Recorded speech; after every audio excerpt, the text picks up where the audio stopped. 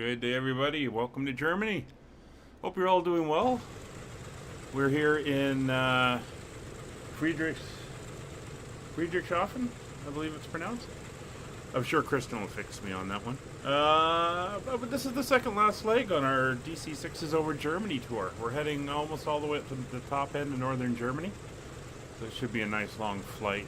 Some good VOR navigation. And may have some interesting weather, as I'm on live weather. Although the forecast not quite matching up what the live one is showing. No, actually it is kind of now. But there is a weather system over western Germany, so we may run into that as we go along. Just like to say hello to Nick and Scott, who are joining us in here in DC-6s. But we also have Christian here today. Very nice to see you. And a long time streamer or stream member who hasn't been around for quite a while, Donut Man. Nice to see you in your A320 again. Welcome back. And I believe Talia's flying with us today in the CRJ, or are you flying on your own? I can't remember. But yeah, it should be a good flight. So let's hop on board and we can start getting everything up and going. Well, it's nice to have you here, Christian, and you can fix my pronunciation, which is going to be absolutely horrible. Oki, good to see you. Oh, Oki, you're in as well. Excellent. It's fantastic. So we're going to have lots of aircraft here on this flight. Ah, that's great. Let's just take a quick look outside, see if there's anybody else. There's Oki.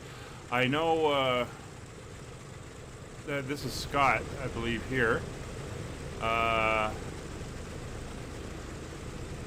See, Oki's down over there in his King Air, which he usually flies. I think we're inside the building there. There's Donut Man and Nick. Excellent. So everything is looking pretty good. So, doors are open, cargo is being loaded, so we'll let the passengers get on and we'll talk about the route.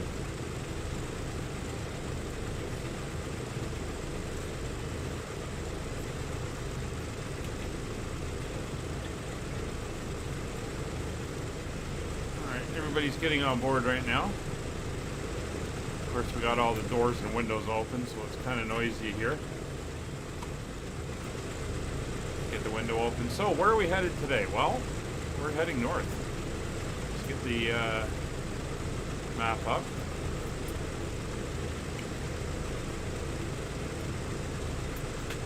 Alright, so we're here at the airport, and we're currently up here at the north end. Given the winds we have right now, and I will throw the current METAR up into the chat, winds are variable at 1 knot, so we're going to use runway 24, so it's going to be a shorter taxi, which is good. Winds were favoring 06, but they've kind of died down. And initially we had quite a lot of fog, but we don't seem to have that anymore. So there's a METAR in the chat. You can see a variable at 1 knot. So we'll use, like I said, runway 24. It puts us nice and close to where we're headed. So we're going to take off to the southwest. We're there going to arc around, turn to the northeast, up to the first VOR.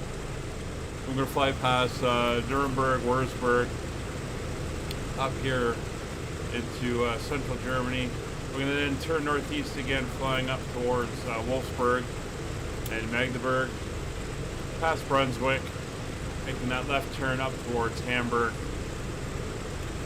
Then we're going to make the hard right up towards Luebeck, which is up here on the Baltic Sea. Oh, hi, Dark Fury. And the current weather up at Luebeck has become variable at 3 knots. So we'll see which runway we're going to use when we get a little bit closer. They've got a little bit more cloud. It was raining there earlier. So we'll see how it is when we get up that way. It's obviously going to change a bit. So, should be a good route. It is a distance of, let's see here, 426 miles approximately. So it should be a good time. You can hear everybody still loading in the back.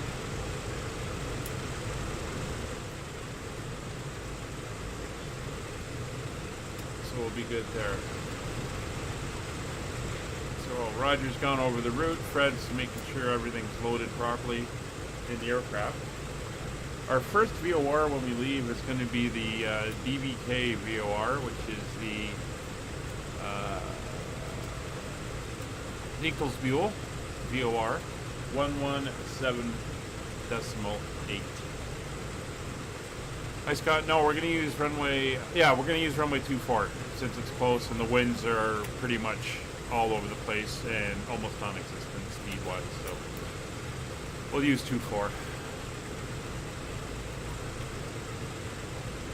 So we got a couple longer legs, 116 miles, 93 miles. So should be a good flight. Today I am cruising at a flight level of 11,000 feet. And set that into the pressurization. Okie, did you do the little SDK fix, or are you just naturally seeing everybody?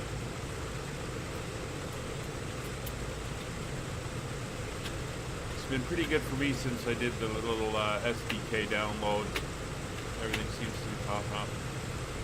As I mentioned, and I can't remember where it was in a Discord somewhere. It might have been on British Av Geeks, but I was reading that they have, oh no, I think I did post it, that they have found 2 possible issues and are investigating both of them. So hopefully we get a proper fix shortly to fix that. Anyway, we'll set our pressurization to 11,000 feet, and that'll get the aircraft. Yeah, that's why I've got that turned off. I fly with no failures. I don't really bother with that stuff. I'm not going for that type of realism. 11,000 feet, yes, Scott.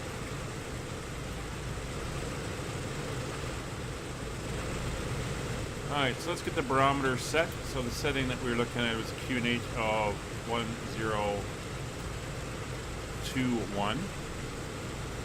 Crank that in. 1021, and we can confirm that with the airport elevation. Hello, ladies and gentlemen. I would love to welcome you aboard our flight. Which is 1368, or 1368, which is pretty close, so that's a pretty good reading there. Dr. Magic, how are you doing? Hope everything is well with you. If you have any trouble finding the location to carry on items, I think, please let a flight attendant know. correct me if I'm wrong, but you've had a bit of a rough week. Hope everything is good. Come over and sit Roger's that all for. your items are put away so that the aisle is clear and other passengers can make their way to their seats. If you're in an emergency exit row, please leave the exit taking responsibility. Asobo hasn't actually done anything yet, Oki, other than say that they've narrowed it down to 2 possible issues and they're going to investigate. So we'll see what happens there.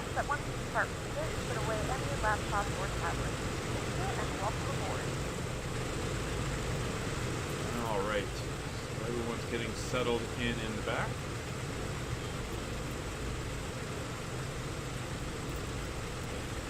So this has been a good series of flights to learn the DC-6 and get some experience and some practice with them.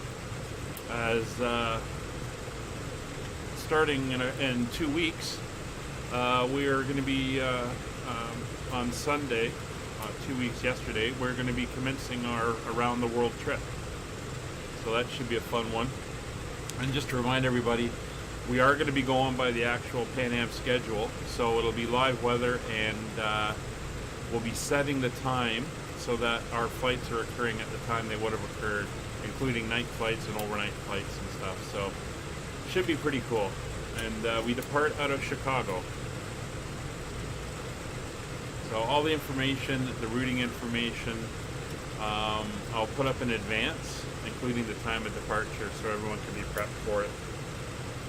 It'll be obviously in the Discord, So the Discord is here.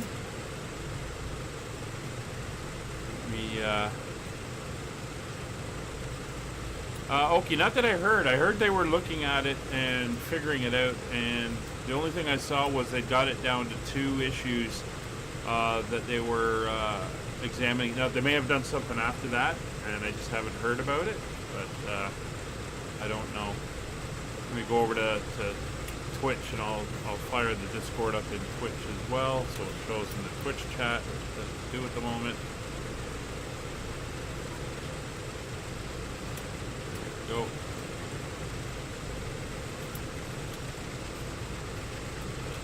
Funny enough, I've never been through O'Hare. Given all the flying that I have done, not a place I've been to. I've been to, I haven't really had to link through or exchange hub through any American airports really. Los Angeles, New York, and all that have been all direct flights. So, can reach almost everywhere, Toronto, Montreal.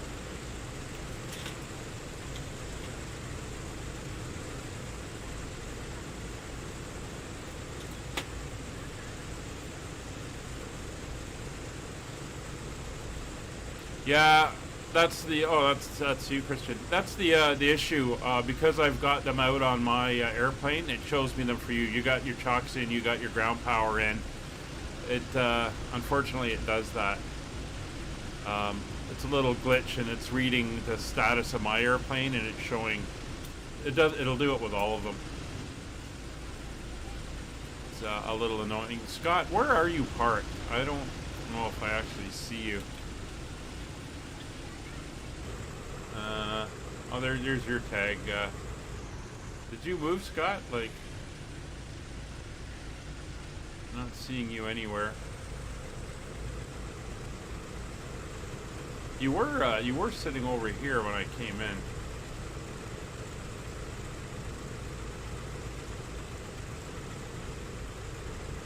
No, they'll disappear when I put. I found that out.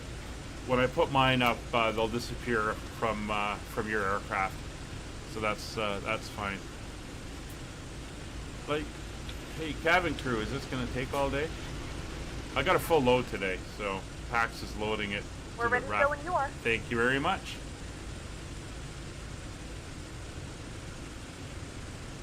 Yeah, give me a.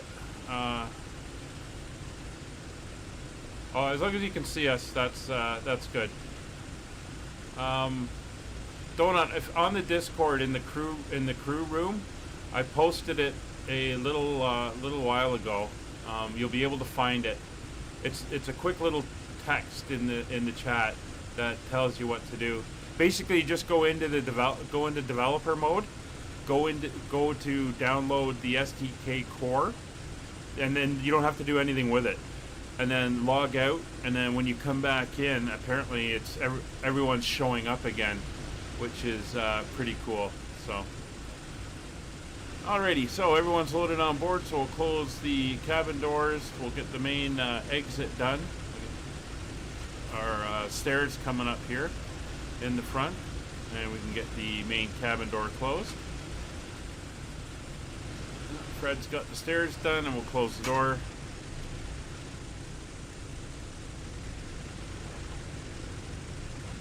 There we go. Our flight time will be Signal roughly fuel wheel 1 chocks hour, removed. 51 minutes. Now that the cabin door is closed, All right, please Roger, ensure that before all start devices are checklist, in please. airplane mode and your large devices are now shut down and stowed. Please fasten your seatbelt and make sure that all tray tables and seat Yeah, backs are very in full simple. upright and locked It's a quick position for download, departure. and Cabin crew the next time I logged in, I saw everybody. It was great. Completed. Yeah, we're going for 2-4 since it's a close one, Christian. Tasted. Oil coolers and All right, so let's get the radio on, position. Fuel and fluids. and we'll just get them set up. So, Pressurization.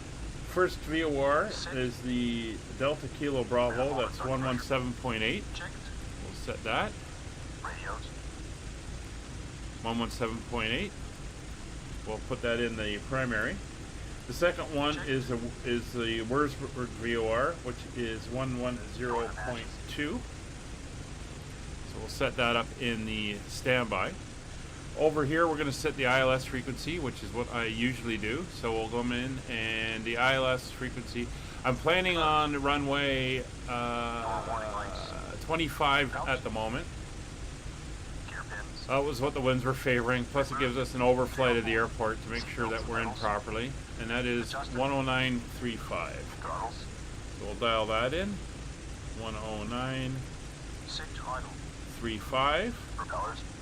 And there's an NDB at the field, which we're going to use as a confirmation, and that is 394. So we'll set our NDB to 394. Hearing engine sounds going in and out. Not sure what's going on outside. There we go. 394. We'll switch that over, so that is now set. So our radios are set. And they're ready for engine start. So mixture on 3 is up, mags are on both, pumps are low, selectors on 3. Cranking engine number 3. There she goes. 6, 9, 12. Engine start.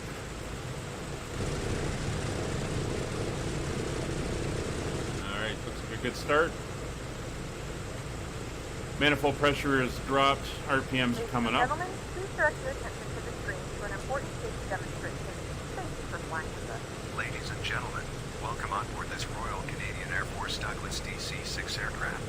On behalf of the crew, I ask that you please direct your attention to the cabin attendants. We have as fuel review pressure, the we have oil emergency pressure, everything's procedures. looking good. There are 9 Start switches emergency have come exits off. on this aircraft, 5 Engine on the number left 4. and 4 on the right. Stay committed to Mixture locate the to exit auto closest rich. to you. Note that the nearest exit may be Mags on behind you. both. Fuel pump Count the main number of tanks rows to this are exit. in low. Should the cabin experience sudden pressure loss, I haven't loaded stay my calm and passengers listen with for fuel. I instructions just from realized the that. I'll cabin do that in crew. a second. Oxygen masks will drop down from above your Ignition seat. Place the to mask over your mouth and nose, like this. 4. Pull the strap to tighten it. We will In the go unlikely event of an emergency landing and evacuation, engine leave start. your carry-on items behind. In the event of a water landing, life vests are located below your seats and emergency lighting will lead you to your closest exit and slide. We ask that you make That's sure why that your all engine luggage is sound stowed vanished, away Nick. safely during the flight. Smoking is only permitted when the no smoking sign Good, is good. out. While we wait for takeoff, On the start. please take a moment to review the So safety we'll go over data here card to our in the seat load. pocket in front of you.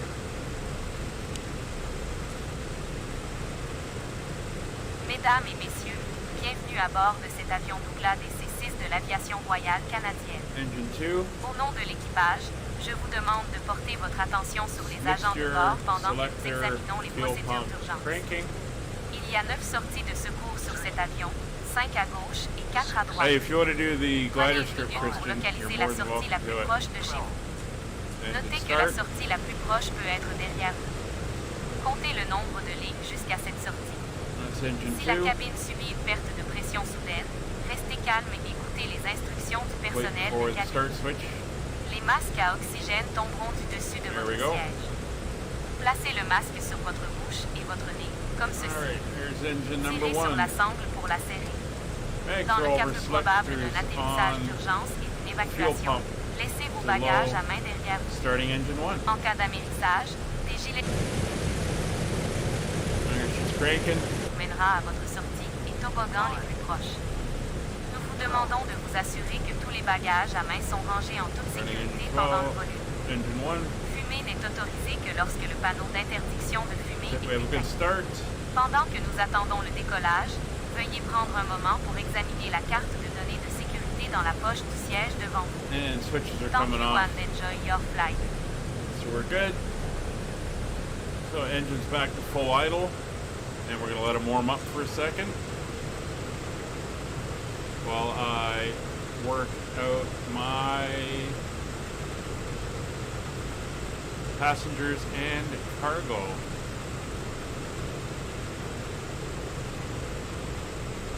Just give me a second here.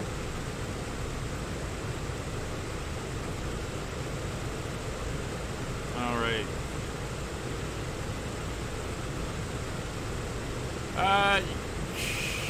We should be able to see you, but I'm not sure exactly how that does work. So no extra cargo today. We're just passengers and baggage. So we are going to be taking 30 passengers today, and our fuel load for the trip is 3413. So we will come down on that fuel load.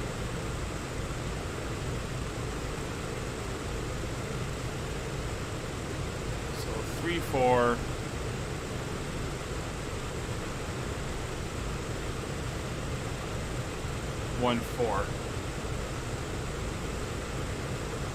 That seems off.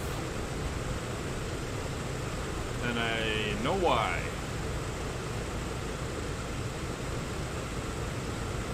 That is kilograms. So let me just work that out in pounds.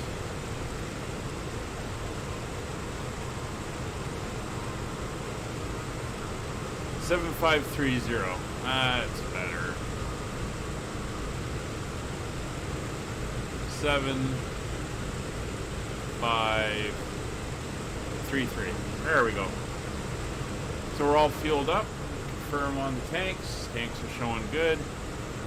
So we're all set. So after engine start, please. Start selected boost pumps. Alright, pumps are off. We got the red light on this fuel. Flame metric. Generators and inverters. Check and on. Emergency lights. Lights are coming up. Ground power. Removed. After start checks complete. After start checks are we are ready to taxi. So we're going to do our before takeoffs now. Cabin is ready to go. Boost pumps. Time to get out of here. Everything is moved. Boost pumps on load. And Fuel we can cylinder taxi. and crossfeed. Main tanks and crossfeed. Brakes off. Autopilot and carb engine. Off and cold. Hydraulic system. Down, forward, pressure and quantity checked. Okay. Flaps 20. Oh. Looks like Christian disappeared.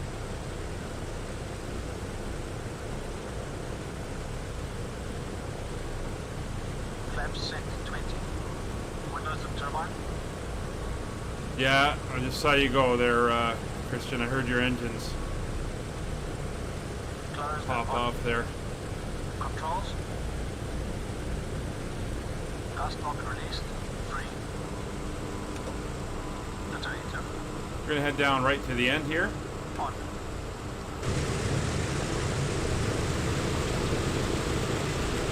There's Oki.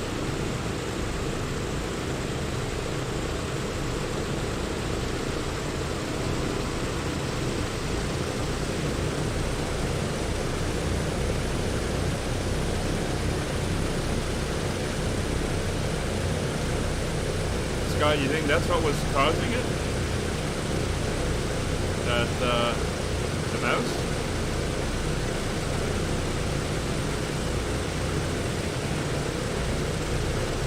And Donut Man just disappeared. Hope you just went into a menu and you didn't crash too. That's everybody going down here. Let's pay attention to where we're going.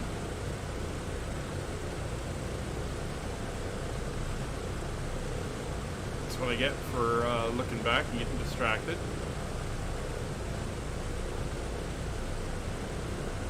So we're good to go. Landing lights are down.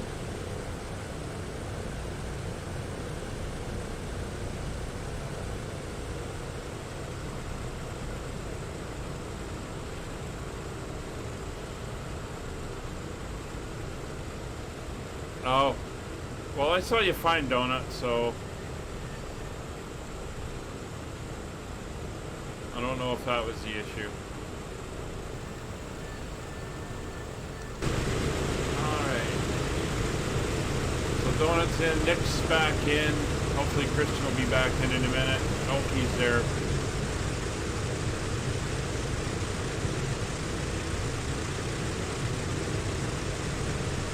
You reinstalling the DC-6? Yeah. Were you still getting failures with the failures turned off?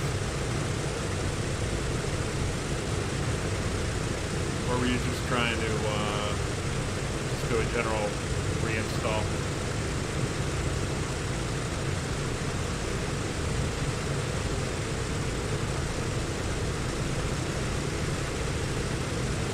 Alright. We'll get ourselves into position. Yeah, you already did the hard work, Nick. That's not a problem.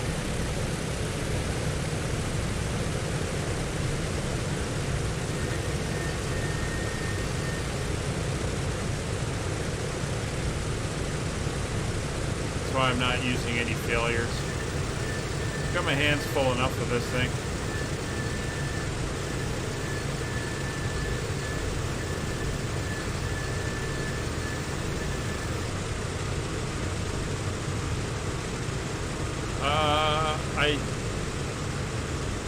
I don't know, Christian. I've never had to do a reinstall, so I'm not exactly sure. Alright, so normal routine. We're gonna roll out. Parking brakes are set. Our weight is 74,325. We're fairly light today.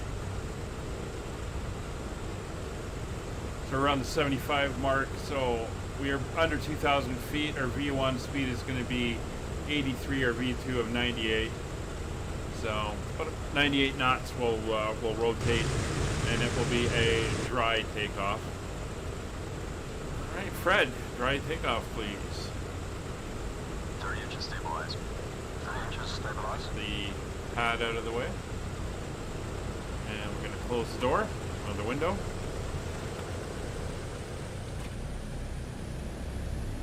Get ready to go.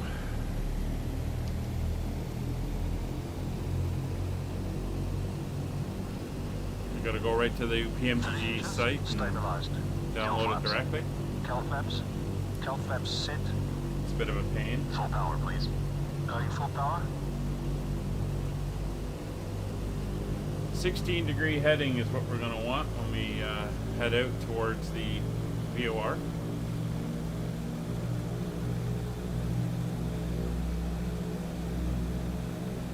Set the OBS. Full power set.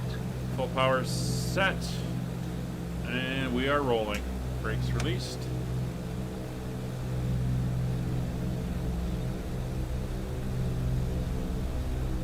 Airspeed alive.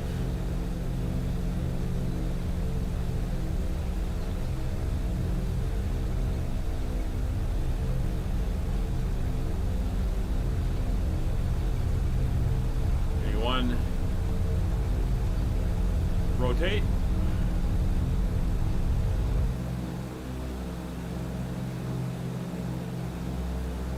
Try to pin it at about 120 knots. Gear selected up.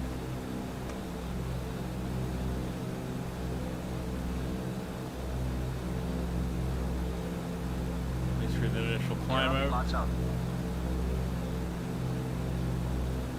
There goes Donut Man.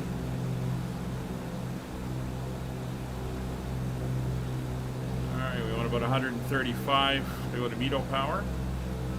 Middle marker. Let the nose come down a little bit.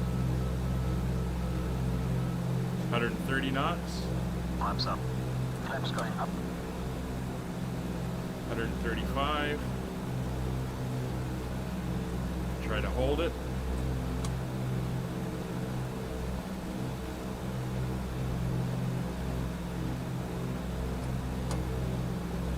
Meter power. Setting meter power. Meter power being set. We're going to begin our turn. About a 15-degree turn, and we'll arc around to about that 16-degree heading. There's power coming back.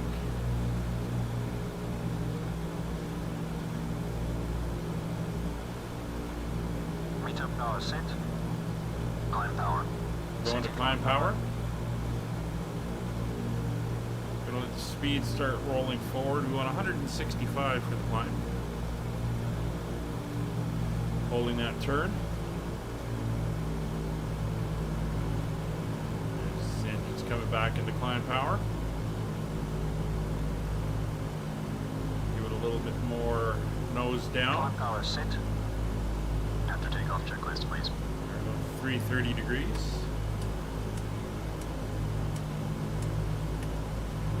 After takeoff checks complete.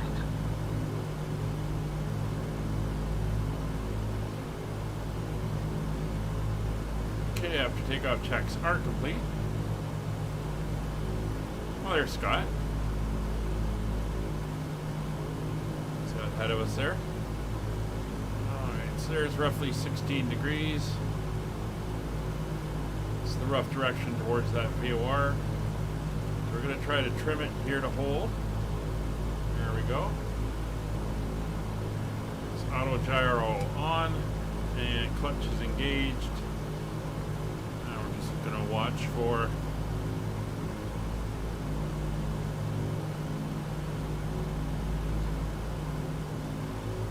$30 minutes to download. Really? It's not that big a file, surely. It's 5,000 feet we're through.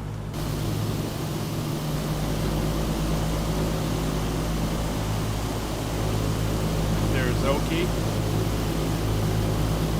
Looks like Nick's on his takeoff roll.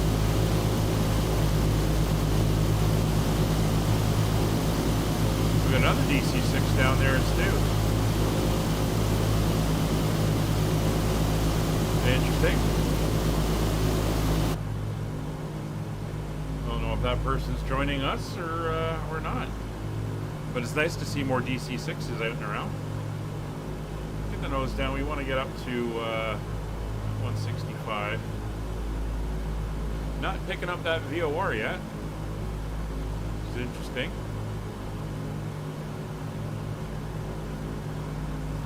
117.8. It says it is a high frequency, but I've been finding a lot of them aren't kicking in until we're about 60 miles out, and this one was 93, so we should get it soon. So we'll just track on heading. 7,000 feet. There we go, 165.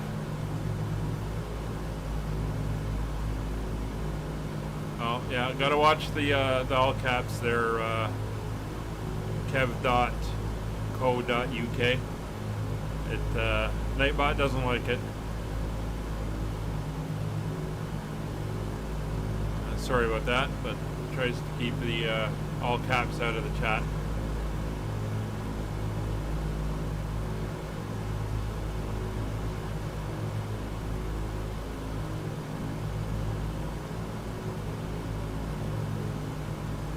You looking for the VOR, Scott? Could be until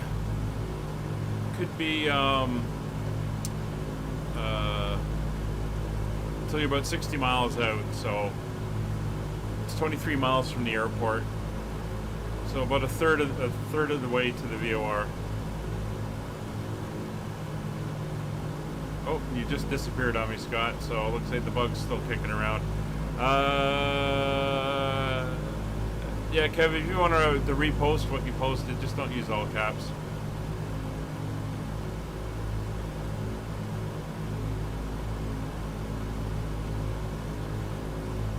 No, it should come in, Scott, but some of them, I'm finding a lot of them, I don't know if they're set artificially short range or what it is, but yeah, they're not doing the range they should. I mean, at 9,000 or 10,000 feet, you should be able to pick up 100-mile away VOR. Ladies and gentlemen, we have now passed 10,000 feet. You may now turn on your larger portable electronic devices. This is also a reminder to please keep your seatbelt fastened while you're seated and do not congregate in the galley or near the lavatory. Yeah, no problem, Kev. It's just to try to keep the chat readable and stuff. So that's fine. But welcome to the chat. And I saw that was that's you down there. Nice to see you.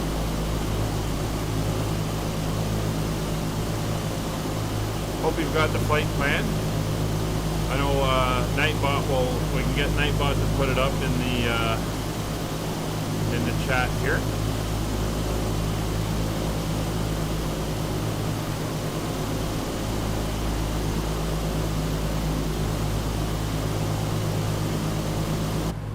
Really, Scott, my only answer is it's Microsoft Flight Simulator. You just have to work around the limitations.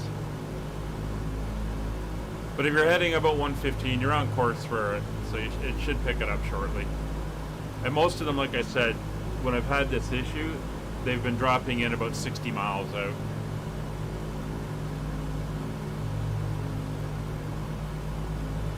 No problem, Kev. Some of the short range ones I find at about 30 miles. So it is what it is. Oh, we just blew through our cruise altitude, so let's get ourselves set back to where we should be.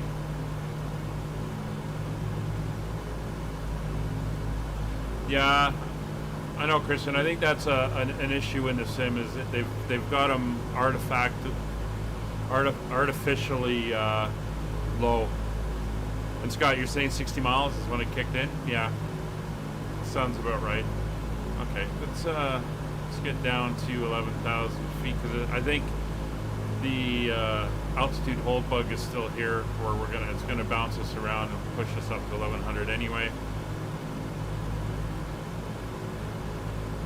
It's all line of sight, Christian, so you should be able to pick it up as soon as it crosses the horizon, and 10 or 11,000 feet.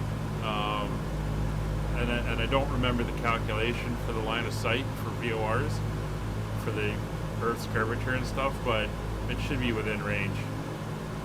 Should be. It's got to be. I'll have to find that and do it one day.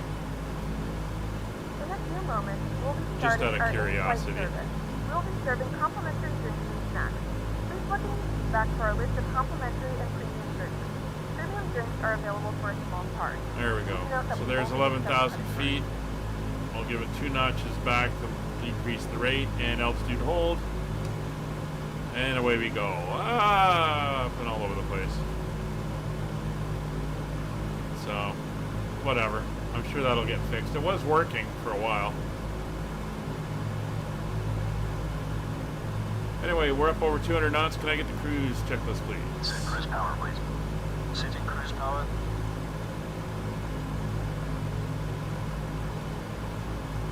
40 miles until 5,000 feet. Okay.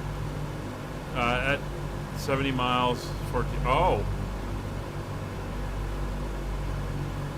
Really? So maybe it is accurately modeled. So 60 miles at 10 or 11,000 sounds about right. Cruise power is set. Well, well, well. How about that? Thank you, Asobo. You've got it right.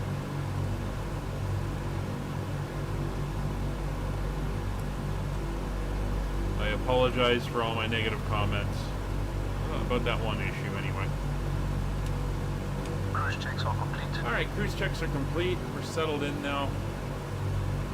We should be picking up that VOR shortly. We're getting about 2/3 of the way up towards it. Or 1/3 of the way up towards it. Which would put it in that 60-mile range, so should be kicking in. Cabin is pressurized.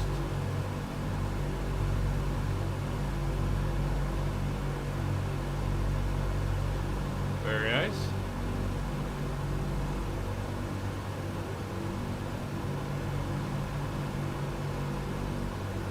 Oh, nice moon.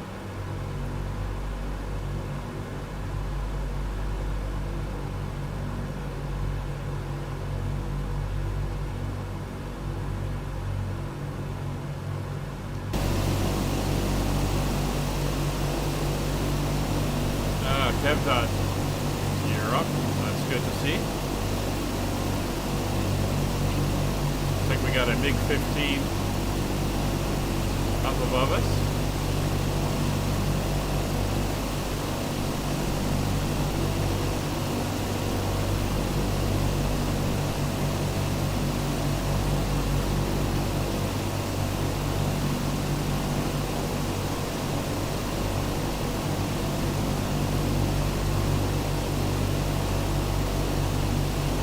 Yeah, there's also, I believe, short range ones.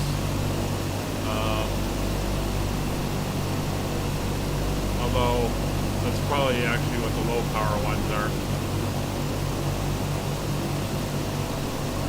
Okay, well, it's good to know that they work. Well, again, this is why you would fly outbound from a VOR and then switch over halfway and pick up the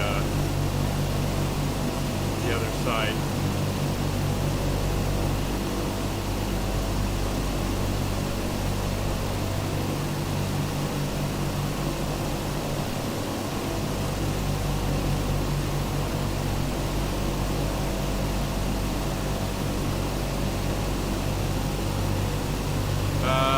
Nick, are you around?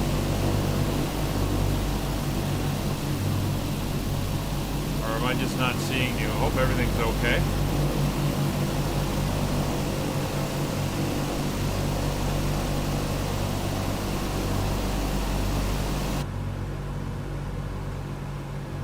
Well, the thing with the VORs is and the NDBs for that matter, and the NDBs are a lot lower power, they're all line of sight. Oh, there, she's come in now. So let me just give you pointed on the radio. We'll go over to localizer mode. She can head towards it. They're all line of sight, so it's not only the distance and the curvature of the Earth. It's terrain between you and them. So flying the JU-52s, which we're going to be doing at some point, we're going to be flying them down in the Alps. And one of the issues is they do have the ability to follow radio beacons, and I'm going to be flying the 1938 model, so it's the old school. But they do have the ability to pick up the signals from radio beacons. The problem you have with it is the terrain. So you could be within range, but because you've got hills and mountains between you and the beacon, you can't pick it up. Like if it's in a valley and you're coming in from the side, you just won't see it until you're really close. So a lot of map and compass work and stuff as well.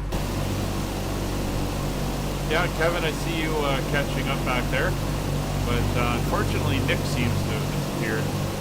But I don't know if he... Oh no, there he is.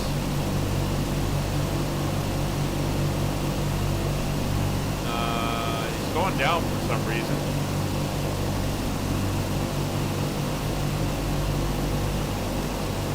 Nick, did you declare an emergency? And oh no, now he stopped his noise descending again.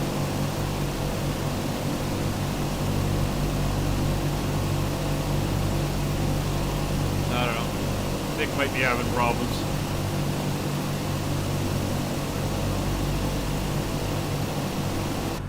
Not sure what's going on there with him. 44 miles to the VOR.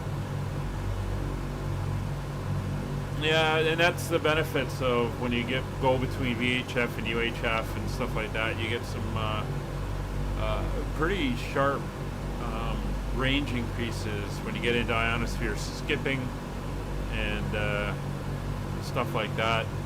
I remember I was doing the ham radio stuff in high school, and we had antennas on the roof of the school and stuff, and we picked up Australia once, and we were bouncing, skipping off the ionosphere.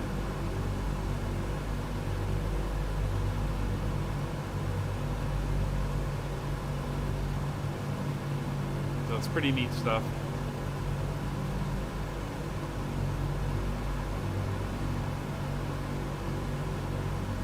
40 miles to go.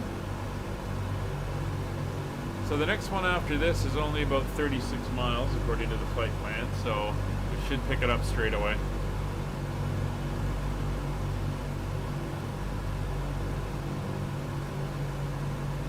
So Christian, gotta ask, how did you make out with the storm that came through Germany the other day?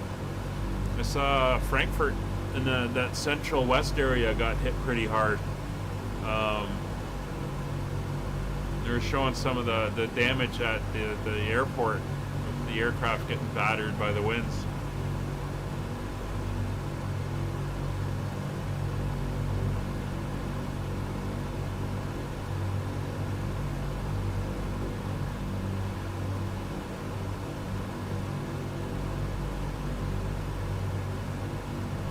Scott's popping in and out ahead of us, so but at least I know he's out there.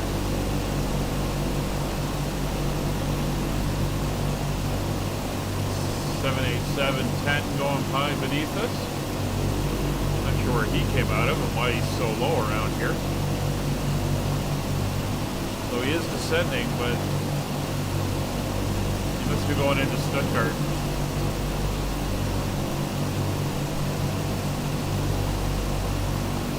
55 knots, yeah, that's pretty good. Gets your attention.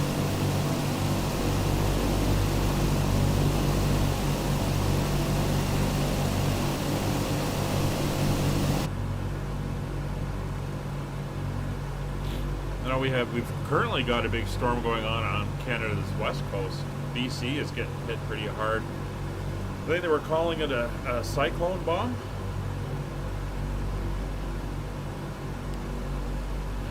Fuel's looking good. Fluids are all looking good.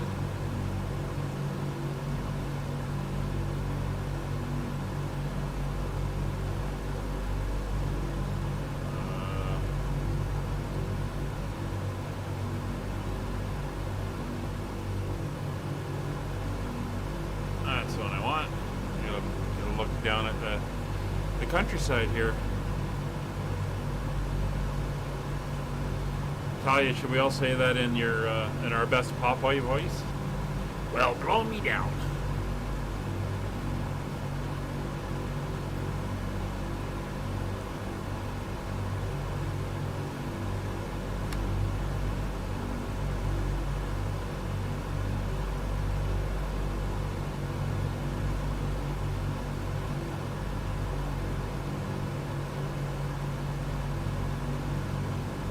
I haven't been into Luxembourg yet. I know we've gone into Belgium and the Netherlands, Germany and France, but I haven't flown into Luxembourg. Interesting. It's not one that's ever appeared on any planning.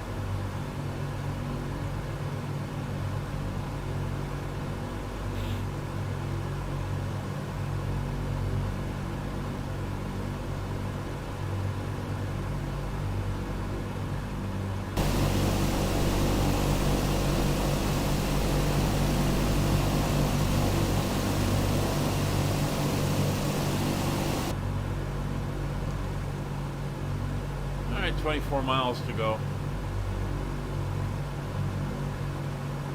Now imagine how this is going to be, guys, when we're doing 1,000-mile, 1,500-mile legs going around the world. I believe the longest leg that we've got ahead of us is going to be about 1,900 miles. Oh yeah, that would get your attention if you didn't know it was coming.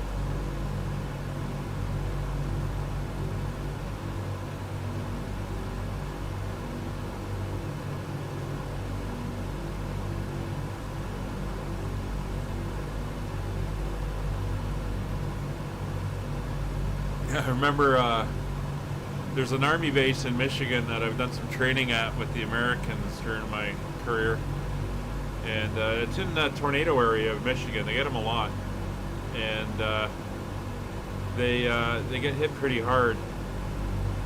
And yeah, funny enough, Talia, it's still not full range. You can actually go a good bit further.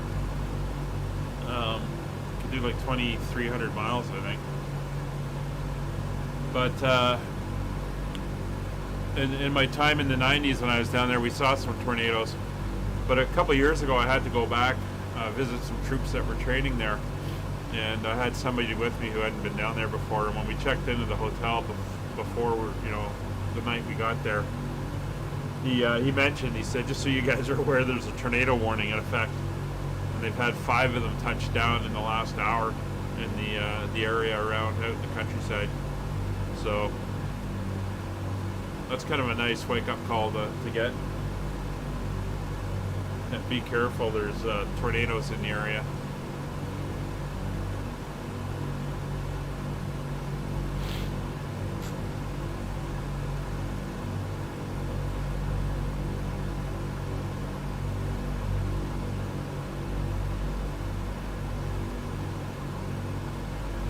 Yeah, I don't have my failures on, so I'm not having any issues back here. And I refuse to I mean, my water heaters are off. And the 24-volt utility outlets are off, but other than that, everything else is good. And the galley has its kettle for coffee and tea. So they all seem to be good. Even the side panel ones.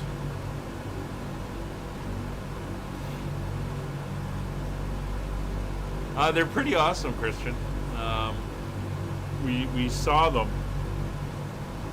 Where we were in the 90s when I saw them, we were I think part of it has to do with the terrain, but because we were the base is in a bit of a bowl, and they were forming above us in the clouds, and then by the time they actually came down and touched ground, they were off the base, out in the countryside.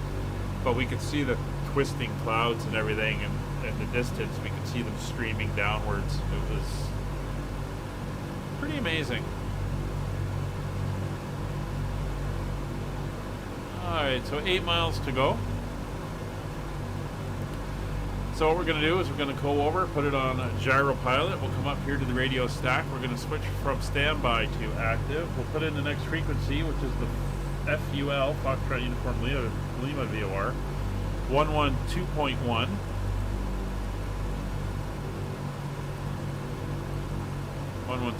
It is now set up and in the standby.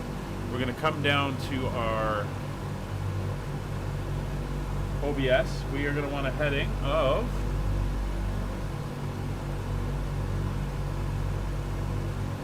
actually no, that's the wrong one.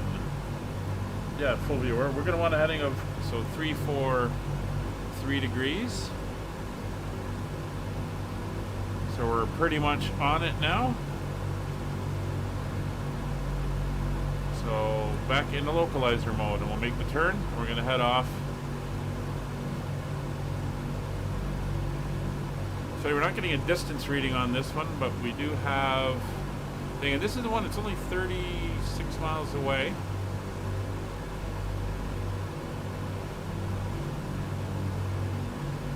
Does not list any power for it in Navigraph, so not sure. Not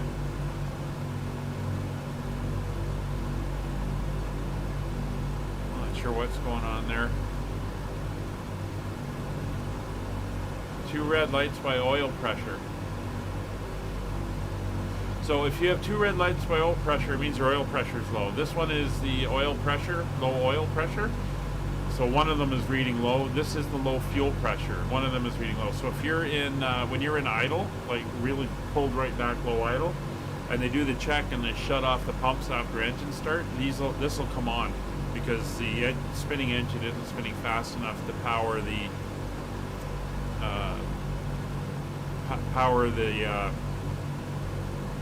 pumps. But when you're up above in flight, you should have enough pressure, and it'll go out.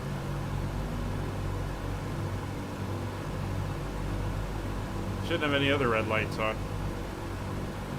Everything else is looking good. Don't have my engine feathers on this time, which is nice to see.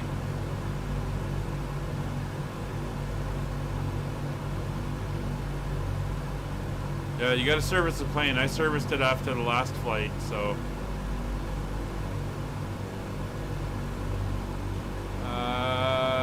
Well, the Folda VOR is a high power VOR, so you're probably only about 60 or 70 miles from it, so you're probably just on the edge of rain. Oh, come on, stream. Stop doing that.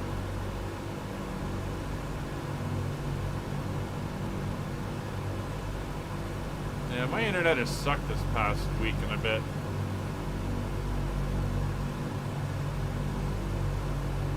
Tending to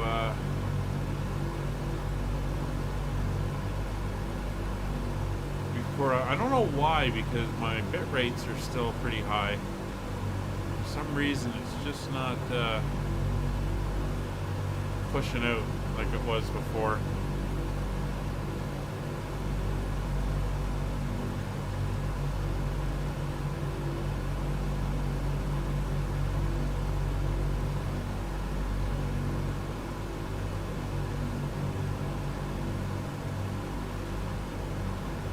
Yeah, the one we're coming up to now is pretty low powered. The next one is high powered VOR.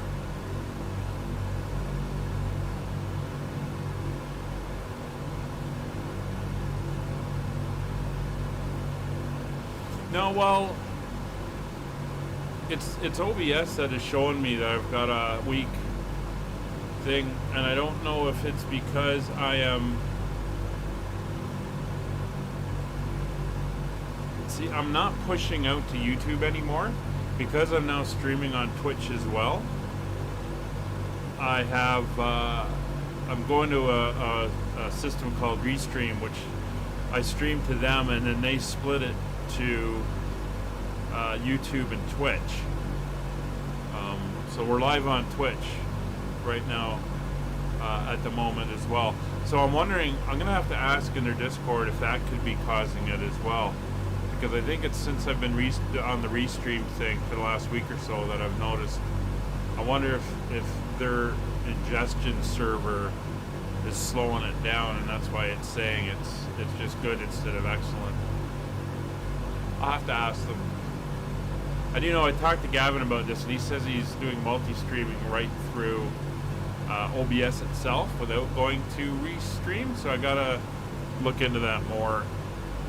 Figure that out, how that works.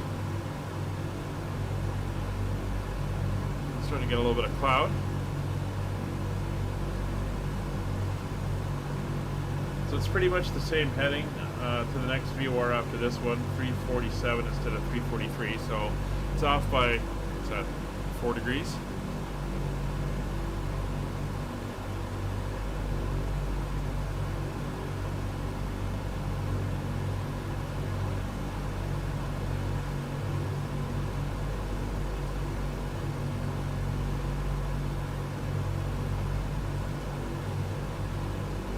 So Wurzburg is the next major town we're coming up to, and that's the one the VOR is located just south of. And we're kind of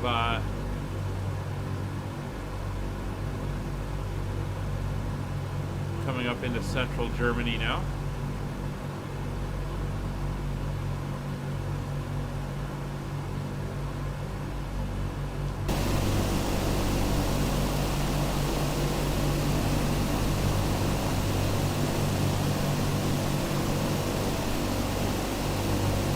Nick, are you having problems back there?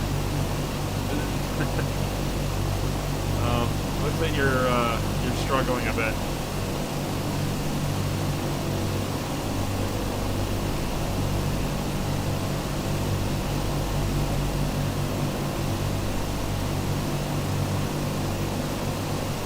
Yeah, it could be. I don't know if the input bit rate is being. I'm right in the middle of the range that YouTube gives for what they want to see. I mean, I can crank it up as well. That's not an issue. Can't do it while I'm actually streaming though. I did ask about bit rates, and they said as long as you're within the thing. Yes, no speed on those two lights. I wonder if you got the circuits are blown on your oil pumps or something. The bottom light's your fuel pressure, so you may have a fuel pump circuit breaker's gone out.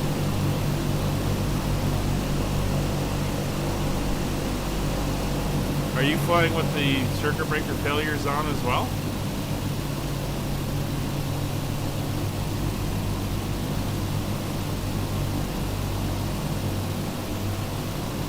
I'll tell you, if you are, you're a brave man.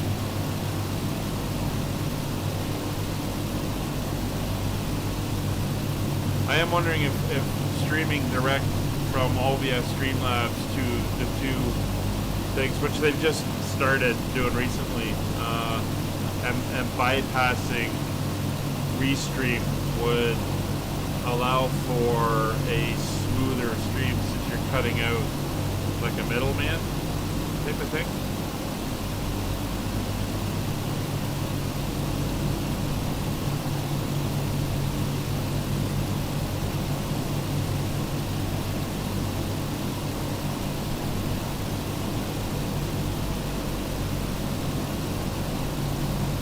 No failures sent, but they are really? I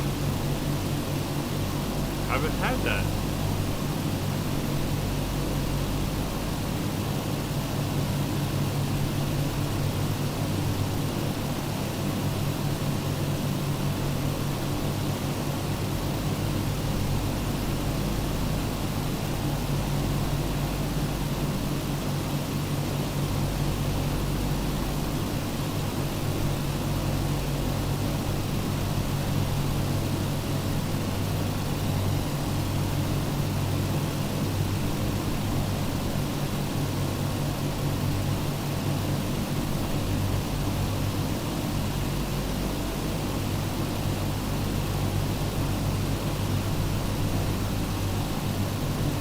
Nice to see Scott leading.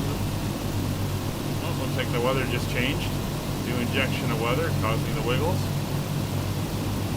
It looks like Scott is leading the way up ahead. So we're passing over the VOR. So what I'm going to do is we'll come up here now, and I'm going to take gyro pilot. Go to 347. Switch over to the new one. There we go, 52 miles. That's about right. Go into localizer mode again. We're gonna go hunt down the radio. It's fine. So that's 112.1. We're gonna set in the next VOR, which is the Hillingen VOR of 117.3.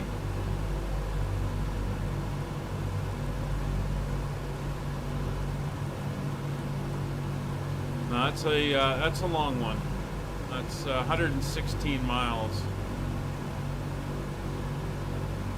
So it wants us to head out at 20 degrees, so we may have to just do that as a heading set and just do dead reckoning until we pick up the VOR. So we'll turn to 20 degrees when we hit the Fulda VOR, and then probably around halfway in we should pick up the other one. We'll leave the Fulda VOR on just so it can keep us going with range, so it'll help bring us in. But what we'll do is we'll go on gyro pilot mode, but we'll tune in the radio and we'll kind of like back course it, but without it steering the airplane.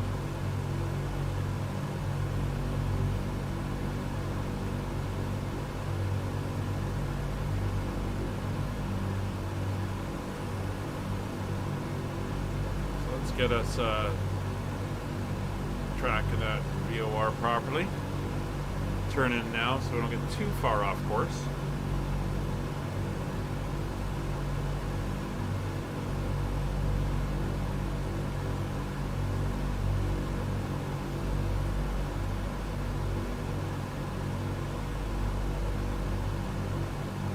Oh, that's a pain.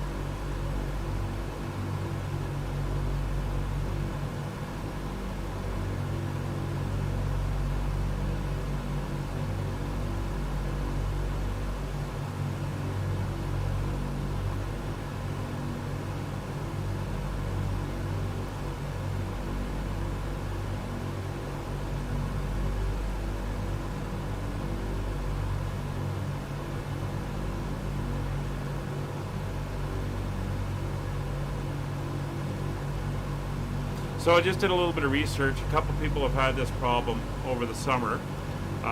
So one person said that they did a... Well, somebody said, have you done service on the engines? It could be a generator issue. So that's one thing. Another person has said that they did a reinstall.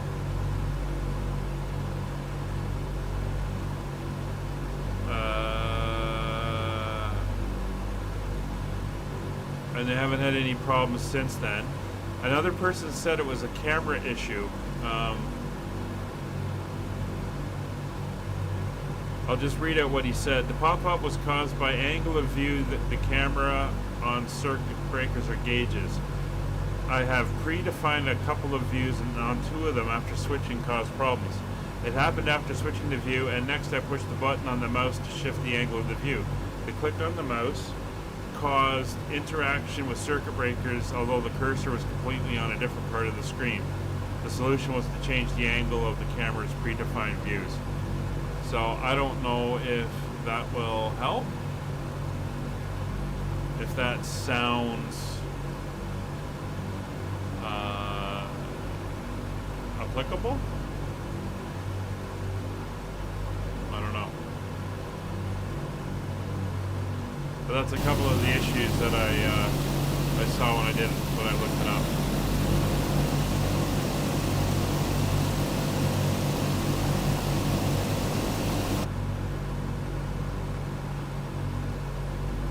So we've still got people popping in and out and multiplayer, so obviously that's not fixed.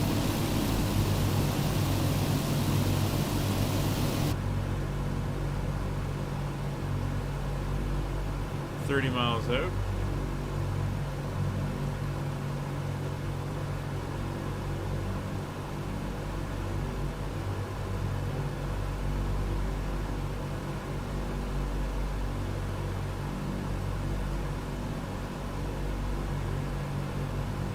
I think Scott just popped back in ahead of us here.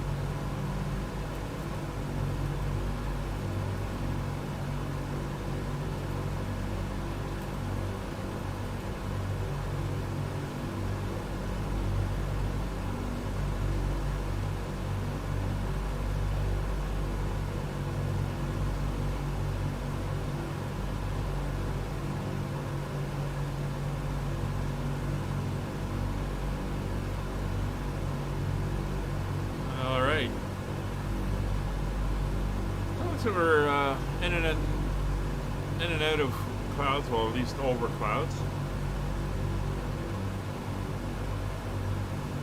So far the weather's pretty good over Germany.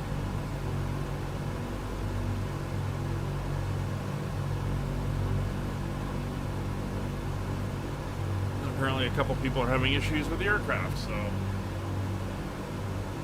that is not a lot of fun.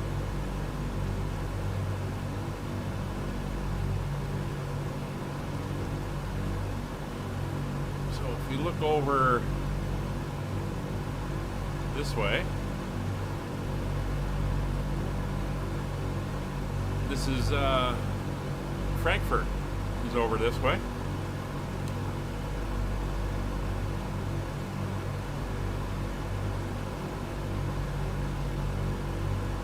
Nice big town on the Main River.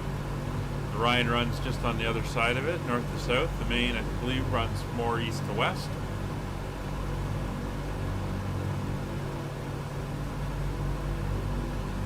It's a great view down here, looking down.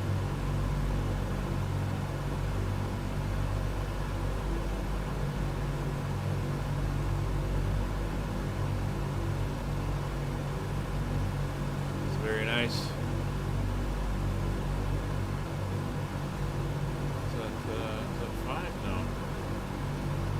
I don't remember what V that was. No, it was 5. Yeah, there we go. It's hard to remember the numbers for all the aircraft.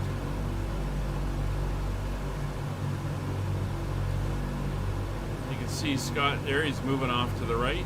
Just make out his name tag as we bob around in the wind. So you must have reached the next VOR.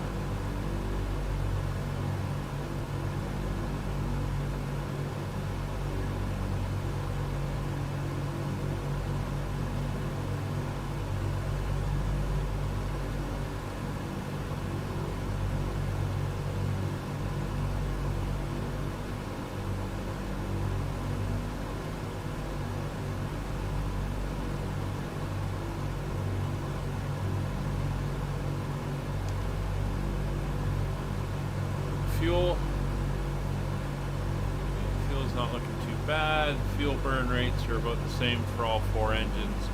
14 miles out.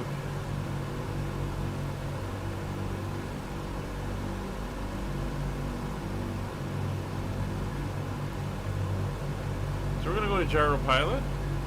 We're going to leave that locked in. We're going to turn this to 20 degrees, which is the heading we're going to fly away from the Fulda VOR. And it's 116 miles to the Hiltz VOR. So we can work out our calculations in a minute for our descent.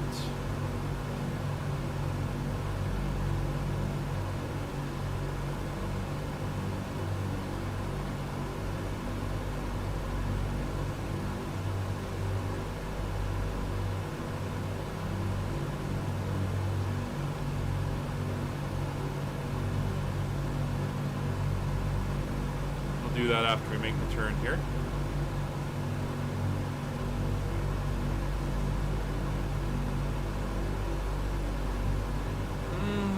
Not quite, but I think close. So the weather's starting to turn again at our destination. The winds are 180 now. So we will be landing on runway 25. That is the closest. Well, that'll give us a headwind rather than a tailwind.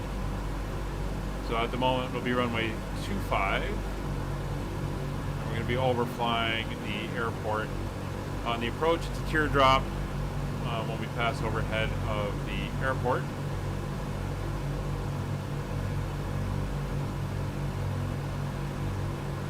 And we do have a bit of distance from the Hamburg VOR to the airport itself.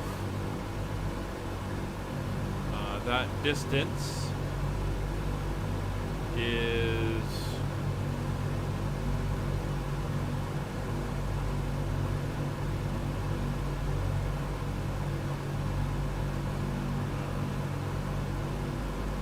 I'll find it here. 26 miles.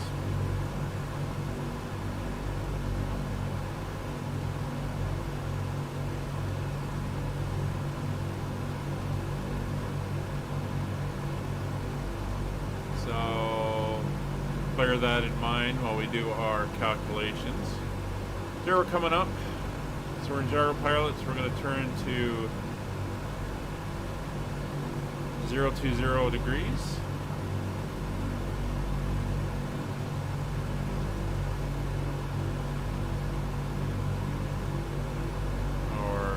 That'll give us an approximate. We're just overflown the VOR. And there is 020. We'll fine tune that in a second.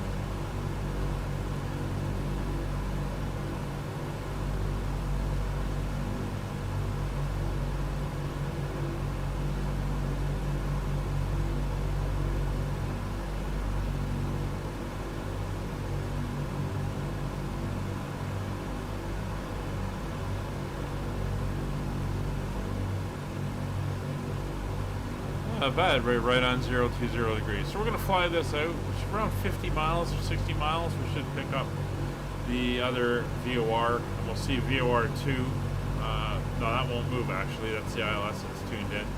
So when we get 50 miles out, we'll do a switch over and see if we can pick it up. So we're going to hold this heading now for the next little while. So we want to get down to 3,000 feet. So from 11,000 feet, that's a difference of 8,000. So we do the 5 miles per 1,000 feet. So 8,000, 8 times 5 is 40. We're going to add 30. So that's 70 miles out from the airport. We want to start our descent. So 26 miles from 70. If we call it 30, that'll be 40 miles.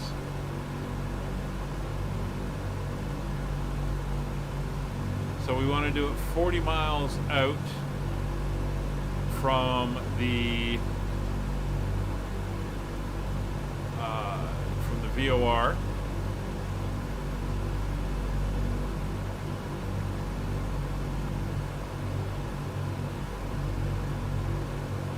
So we do 40 miles out, like I said, from the, let me find my,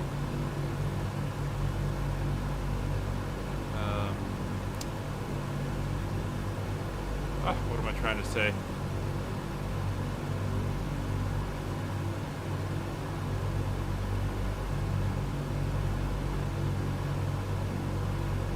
Miles out from the Hamburg VOR, roughly, should give us the distance we need for the approach.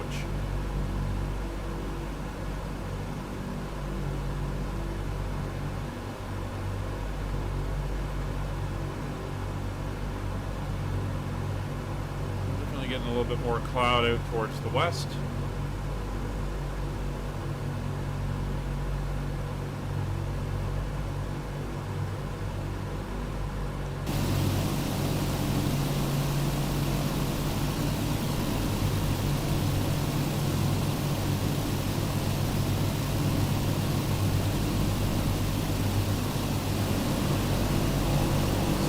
Up out there.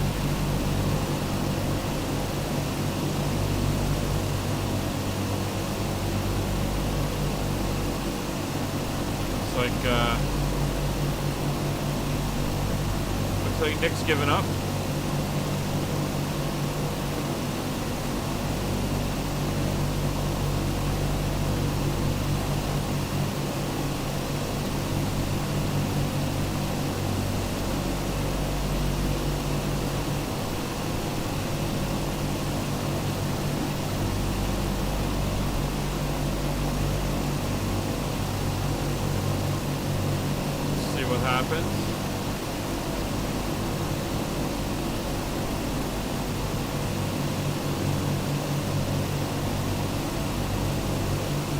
Scott's getting some good pictures, putting them up in the Discord.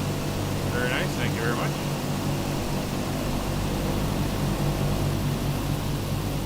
There he is, leading the charge. Hamfo. Oh, do you have airway routes showing for you?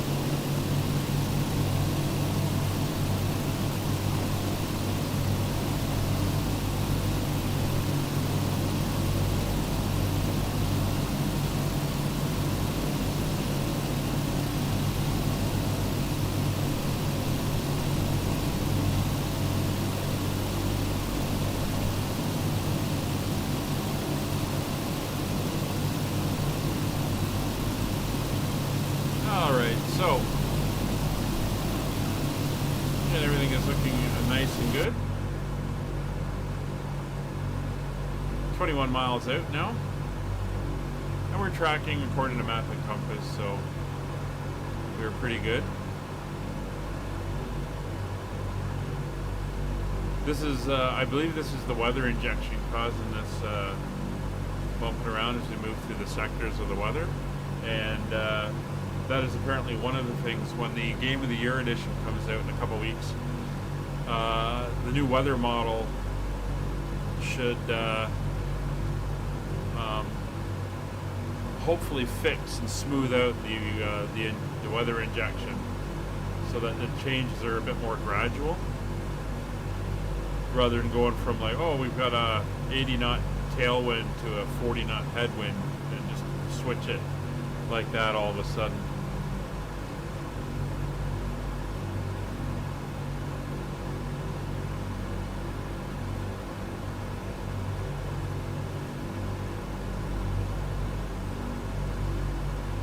So when we make the turn at the HLZ VOR, oh, looks like our escort's on the way. At the HLZ VOR, we're gonna have roughly 40 miles to go, and then we'll start our descent. And will take us just to the east of Hamburg as we head downwards.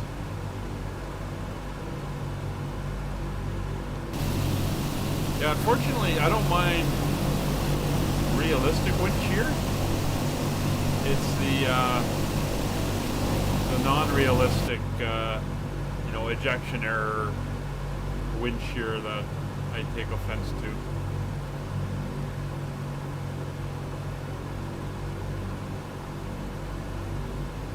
Alright, so we're 30 miles out. Another 30 miles, we should pick up the next VOR. So just imagine doing this across the oceans, where we're going to be should put my window heat. What's the temperature outside? Are we below zero? Yeah, we're below zero. Get my window heat on. I know we may be running into moisture at our destination, so I'll make sure we don't get icing. Yeah, for crossing the oceans. So the plan. Well, we have three options. There is a mod out there for the Atlantic which puts like NDB ships out there. It's not something I'm going to use. The other option is there's a mod that will allow you to do celestial navigation. So you can actually do your star shots and figure out where you are and navigate that way. That involves a lot of math and it looks very complicated. So, and make sure the windows are moist. Yeah. So I don't want to use that one either. So what we're going to do is we're basically going to dead reckon it. We should be able to make landfall, hopefully within 60 or 70 miles of where we should be picking up the next VOR. So we'll have, if you look at say 60 miles both sides, that gives us a 120 mile window to shoot for. And I think we'll do it that way. As a backup, I will have Navigraph running, so I'll be able to see if we're on course or not. And we can fake the star shots and say that we did. But yeah, we do have some bodies of water to cross on this trip. The Atlantic, the Pacific, the Indian, I don't think the Indian Ocean, but like the Sea of Japan and all that stuff. There is some over water navigation happening.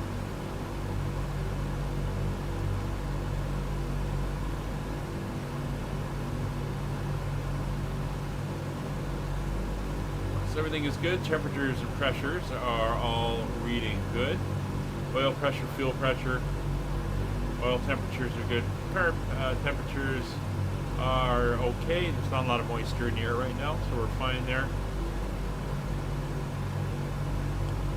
BMEP is even across the board, and manifold pressure and RPMs are the same. Fuel flow is where it's expected to be, and fuel levels are good.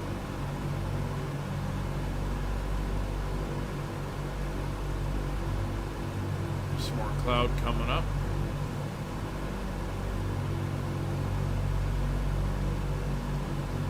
Yeah, and it is fun finding this thing at night.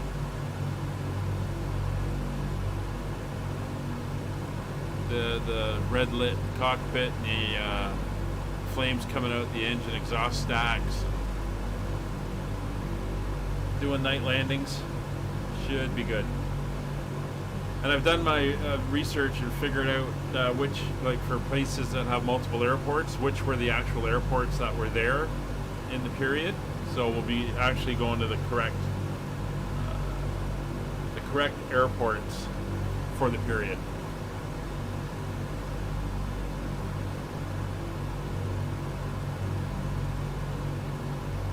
Yeah, I like it. I like the older airplanes anyway. But they are, it's a cool one to fly. And it's something different. And everybody goes into the airliner, sets the autopilot. You know, they go watch a movie, come back and land it. But this is kind of neat having to do this. We're going to have to monitor fuel tanks, use the alternate tanks as well as the main tanks. And when we're crossing land, it's VOR navigation all the way.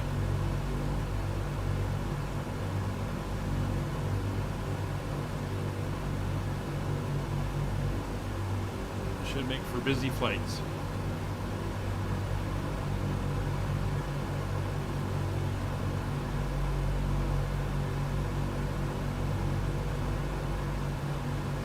JU-52 over there.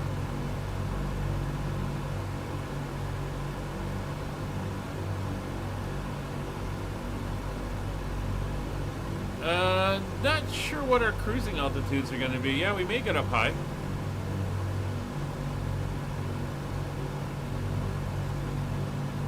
I think when we cross the ocean, we're definitely going to be up in the 17, 18, 19,000 area.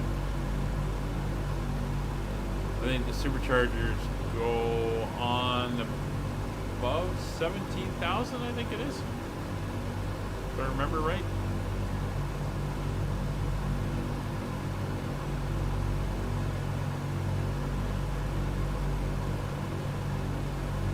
Depends how heavy we are too. We're going to have quite the load on board.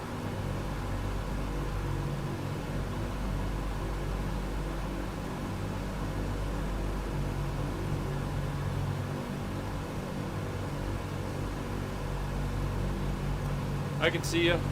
You're right ahead of me. Again, this is what I mean. The Asobo hasn't done anything to fix this issue yet.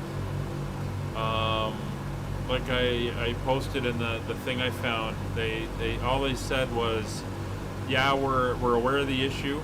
We know, and there are 2 possible things they're looking into. So we'll see what they come up with, whether there's a hot fix. I don't know. See if we got anything on the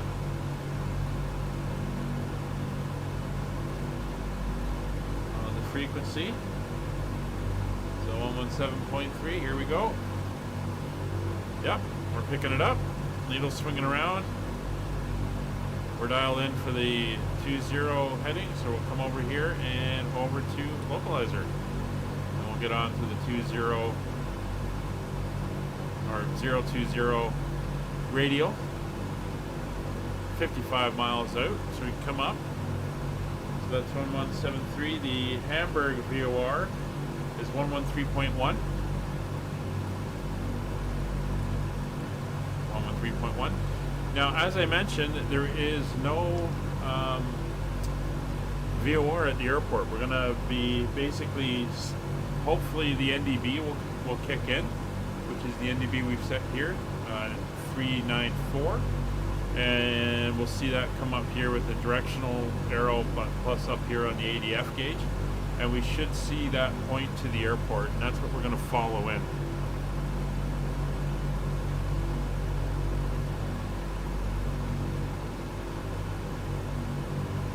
Well, I'm going to do a couple routes and see what it works. If it has step climbs and stuff like that, that may come into it as well. Yeah, the Everett's cargo plane. So we'll see what happens with that. But when I did a couple test plans, they were all in the 13 to 15,000 foot range. But we'll see what it gives us. See what happens if I force the altitude. It may say we can't get there, so outside optimal range. Definitely starting to get some cloud coming in.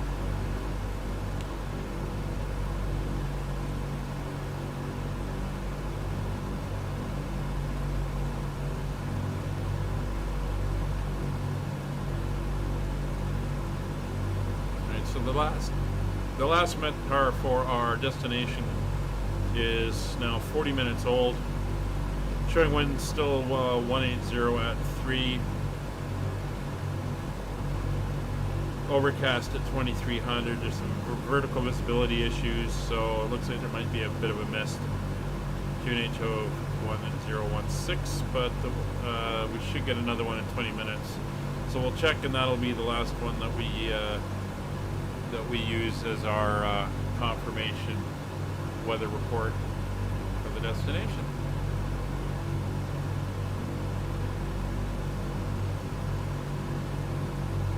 A little bit bumpy here.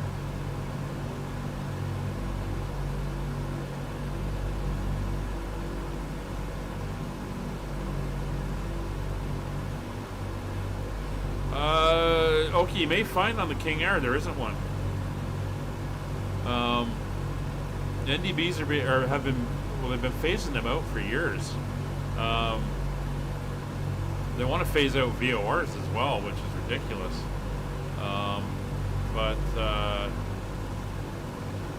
Yeah, there may not be an NDB. I've flown airplanes that didn't have an NDB in them, so it's possible you're out of luck there. If I could tell you, just it's a heading of, from the Hamburg VOR, it's a heading of 64 degrees to the airport, if that helps.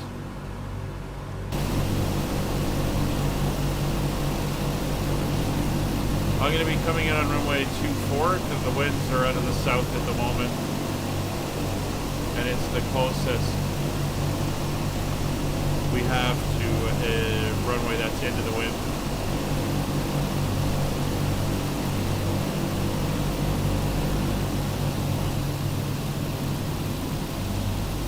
Definitely running into some cloud layers here now.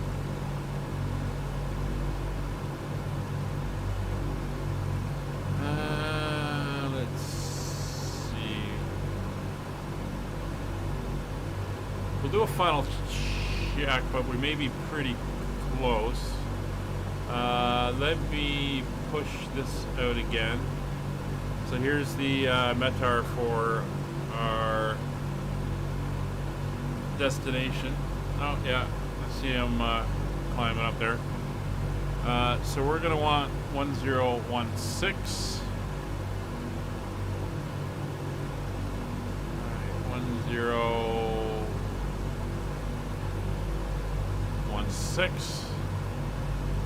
Funny, that gave us 11,000 feet, which is what I was after.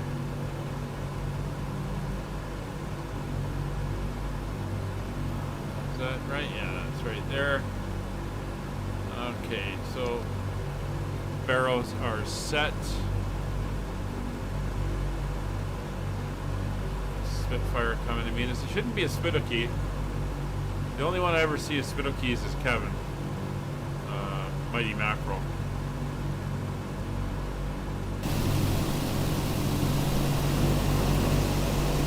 I've got Oki. I've got Kevin.co UK. And I've got Accordion Sneeze and Subvet Sim. And there's Donut Man popped in.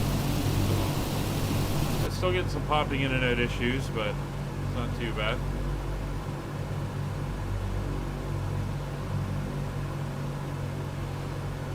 Alright, 29 miles to go for the turn, and then once we're 40 miles from the next VOR, we start our descent.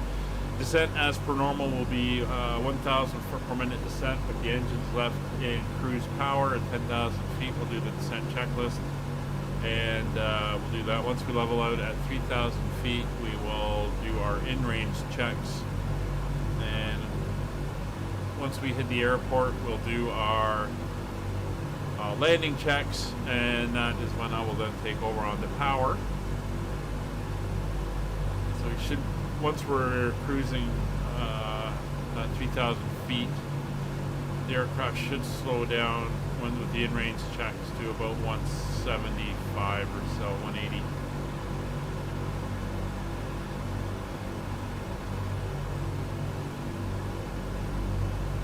We're running into the overcast they were talking about.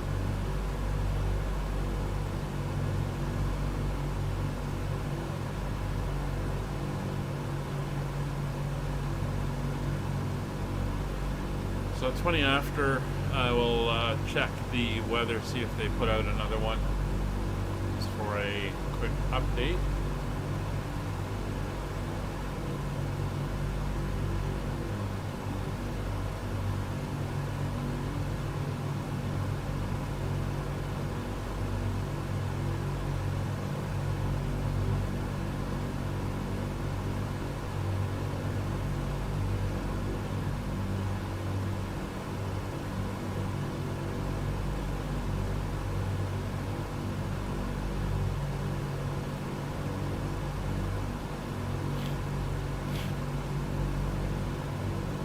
Oh, there's Dark Fury.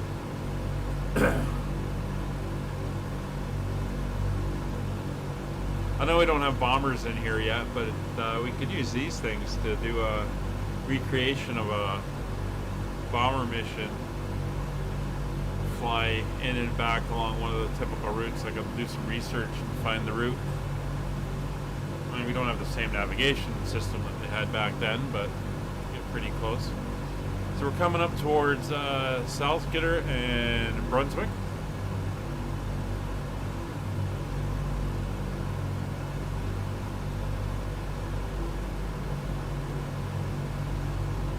Well, at least you're in the sim. So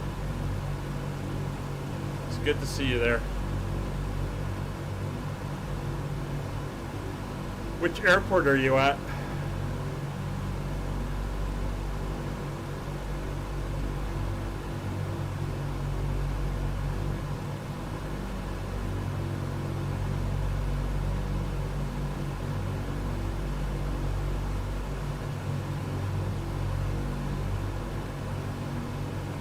Just a reminder, we are streaming on Twitch as well.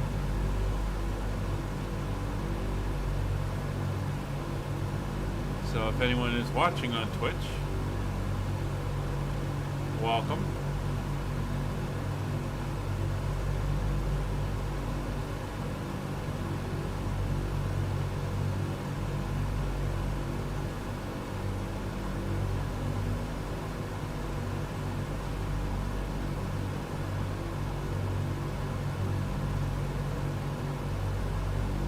So no, there's a... Yeah, Oki's always flying the King Air. There's an issue with some of the chat commands with Restream right now. Chat, so may not all work. I'm just gonna pump a few of them out so everyone can see them.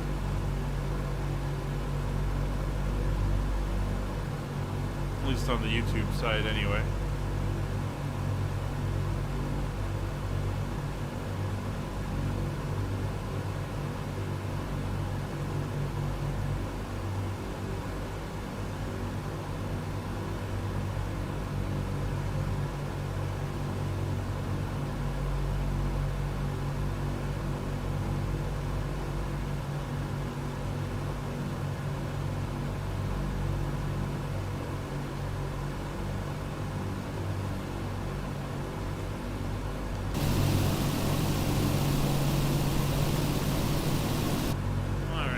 Where we are 6.6 miles out from Wolfsburg.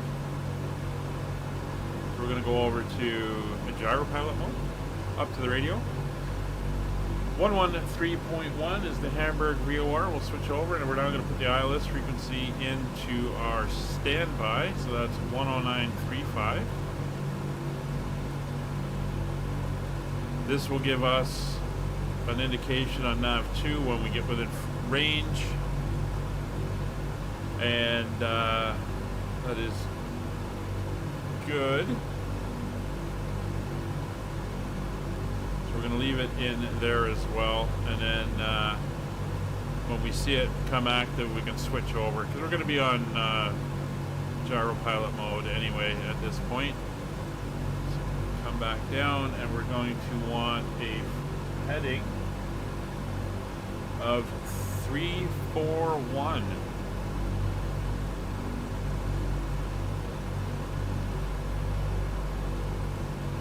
Alright, so 113.0, 341. It's at 82 miles, so we might take us 20 miles or so to pick it up.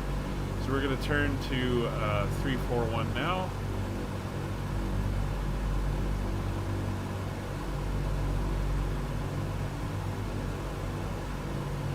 All right, Scott, you're starting your descent. That sounds better than you're going down now, because that could mean you've lost engines, you've been shot down. Who knows?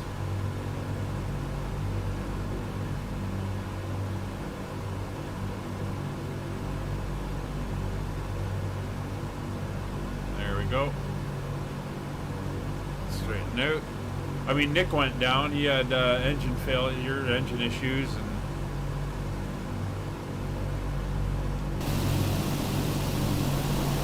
haven't heard from him in a while, so I got a feeling he just went rage quit. Oh, we missed, the other Kevin's missing.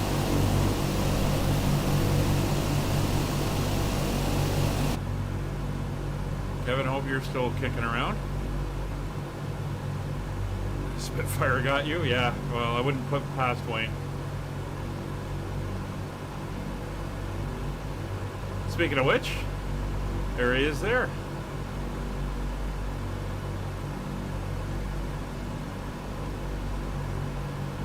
Very nice, making a nice pass. See him out the window there. Very nice. Good to see you, Wayne. I know you can't type in the chat. It's a little bit hands full in the cockpit. You're still there, Kevin? Okay. Very good. I don't see you. You kind of disappeared. Very nice.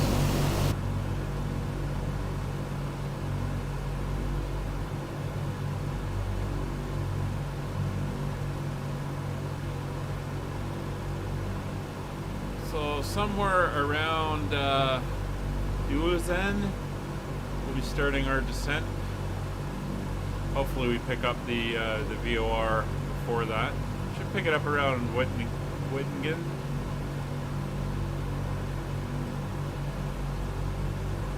see. Right now we're just doing, well, I would say map navigation, but we can't see the ground. So basically it's time and compass, which is even worse than map navigation.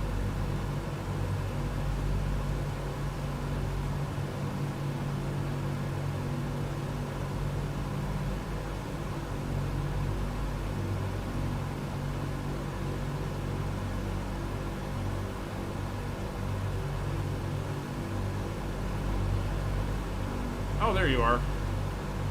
You're over that way.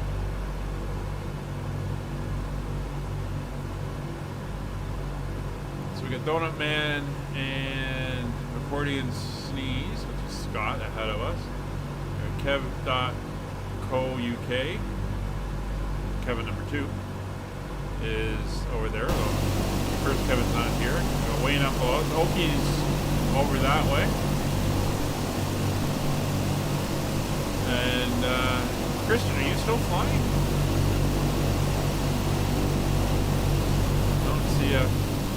Yeah, you might want to, Kevin, make sure you, or Scott, make sure your anti-ice is on as you descend. Definitely gonna need that.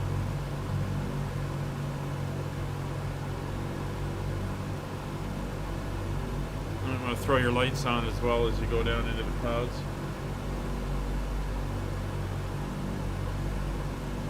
It's 19.7 miles from the Hamburg VOR to the airport.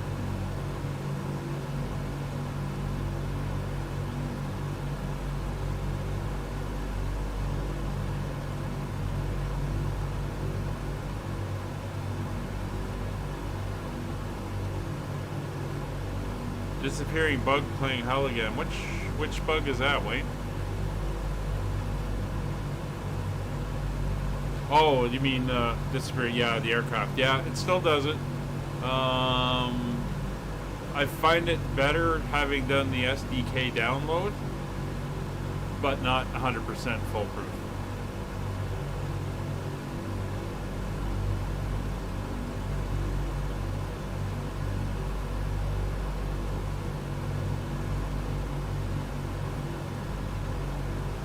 Grower Wittingen now. Everything is looking good. We're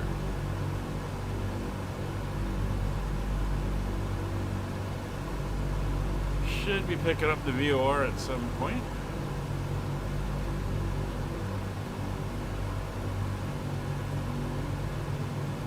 Yeah, I've been having that as well.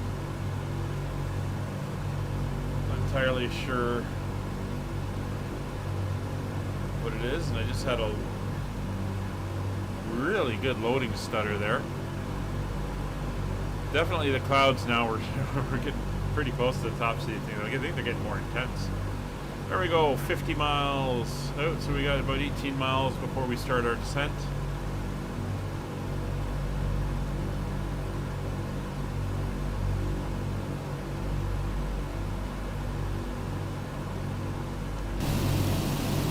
Oh yeah, we are heading into some weather, folks.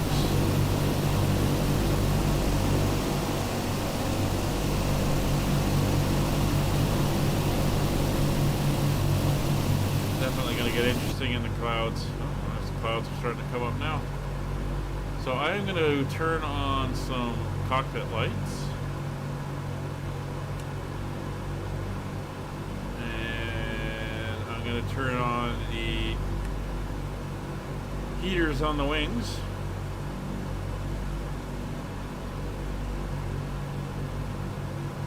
We'll do the props once we actually descend in there, because they're fluid based and we want to keep the fluid levels good. Starting to get some curb icing in here.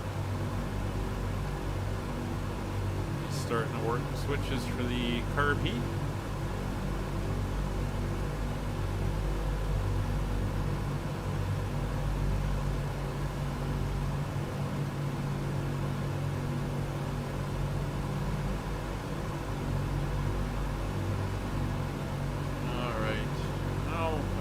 Ready to start our descent.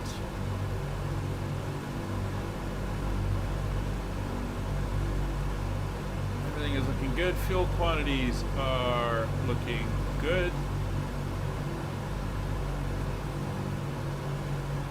Wing heaters are up to temperature. And we'll start down now. So altitude hold is coming off. Start to dial in our 1,000 foot per minute descent.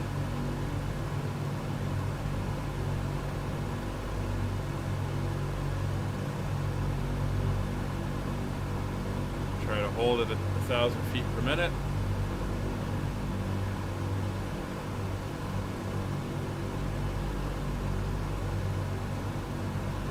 Barrow is set.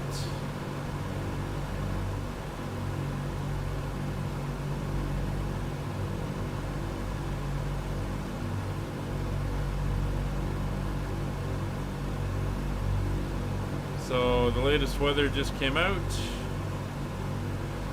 Barrow is the same, 1016. Winds have died down, well, direction-wise they've died down a little bit, 3 knots. We're still going to go for landing on runway 25. We've got broken clouds at 2300, overcast at 6000, so we're going to be in a lot of cloud. It's 10,000 feet coming up. So, Roger, can you give me the descent checklist, please? 26 inches, please. Setting 26 inches.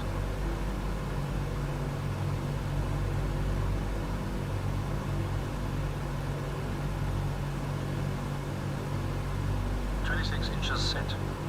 Descent checklist, please. Altimeters and flight instruments cross-checked. Really dark, don't it? Cool. Seatbelt signs on.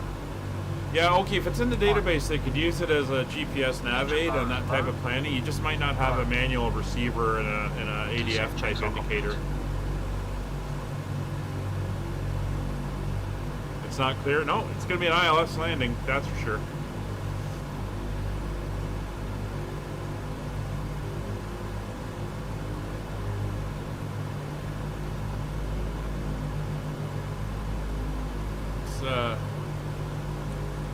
Go to localizer mode. Again, we're going down to 3,000 feet. I believe the MSA around the airport is 2,100 feet. We took the charts. 2,300 feet, so 3,000 will be good. It's relatively flat up here in northern Germany, so I'm not too worried about any hills or high elevation changes. So we're going in and out of the clouds now. We'll throw on the prop de-icer just in case. Temperature is below zero.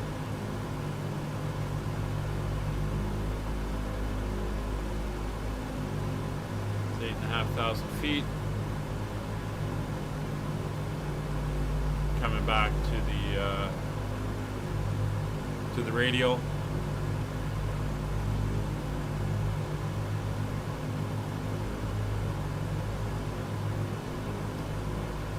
So minimums for the landing for the ILS is 294 feet. So 300 foot is your minimum for your missed approach. Please also store any carry-on items either in the seat back pocket or under the seat cushion. So bear that in mind. Now my alternate is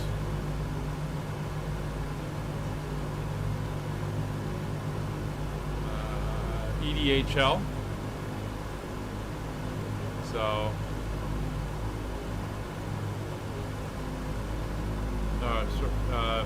not EDHL. My alternate is DKCK, which is Copenhagen.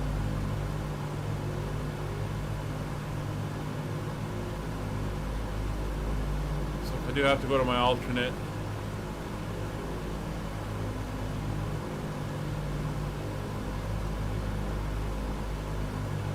$172 miles away. What? That seems excessive. 51 minutes to get there? I don't have the fuel to get there according to the flight plan. I don't know what it's saying. No alternate. We're gonna make it in.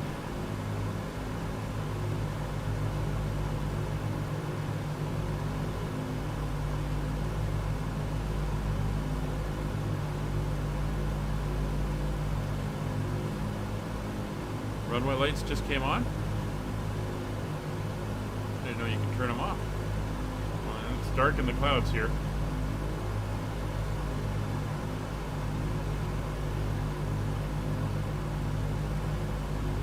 We're 6,000 feet, 3,000 to go. 28 miles from the Hamburg VOR.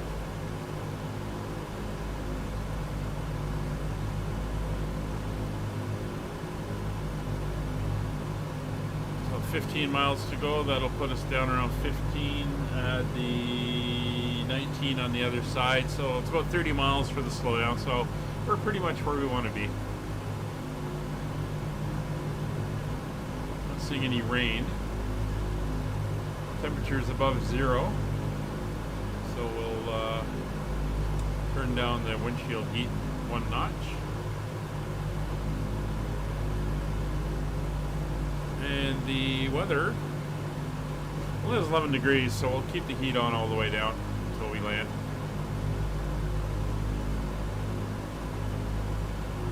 Oh yeah, it's going to be an interesting landing, that's for sure. We're going through little holes in the clouds at the moment. And back into it.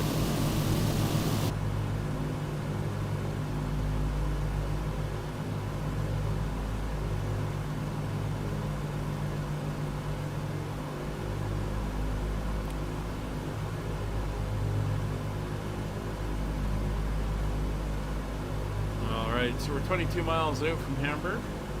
5,000 feet, 2,000 to go. Town of Hamburg is off this way right now.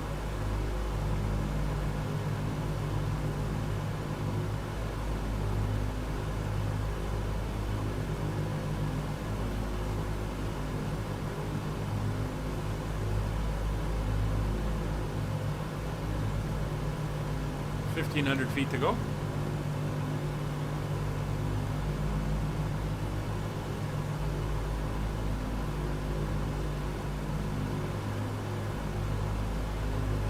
I'll tell you. You're up in a Spitfire. A little IFR flying in a Spit. Very interesting.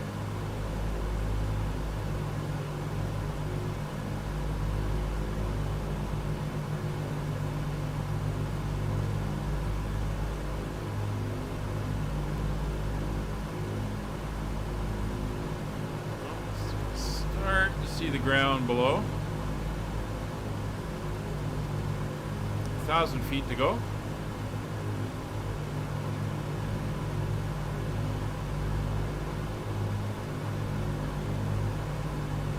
Runway, our airport elevation is 53 feet, so it's pretty low down.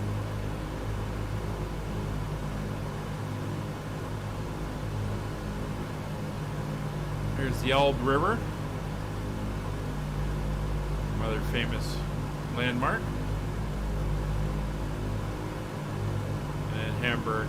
It's off that way in the clouds. Alright, so 500 feet to go.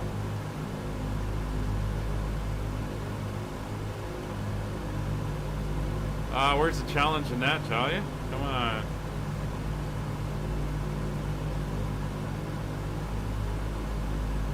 "300 feet, we'll start easing out of the descent. Once we level off, that'll start bringing the speed back, since we are at a lower power setting for the descent. Just 200 feet. Try to keep it around a 500 foot per minute descent now. It's 150 feet. 100 feet.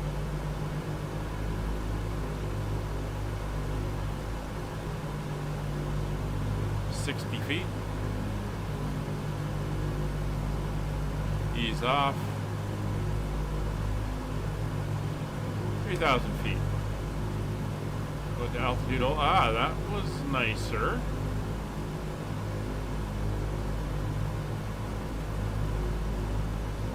So we're 11 miles out from the Hamburg VOR.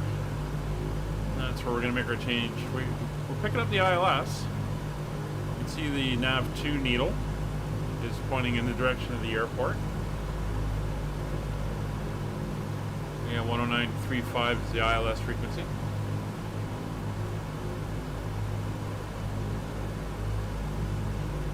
Or it's not the ILS frequency, it's runway 07 ILS frequency. That's pointing in the way we want to go. We actually want 111.7.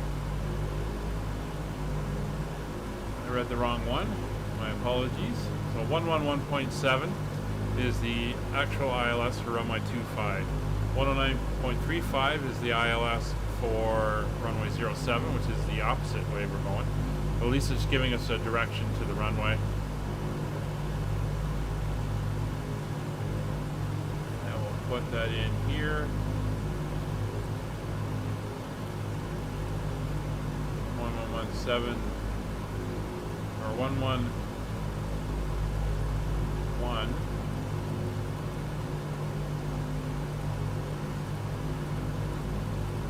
There we go. Shouldn't get anything there. Yeah, it went dead. That's fine.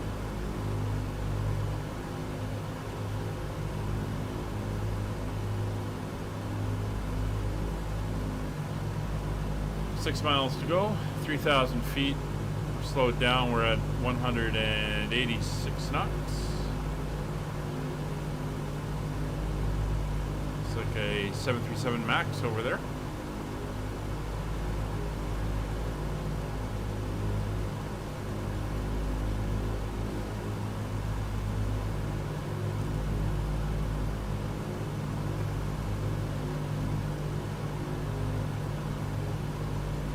It's 4 miles.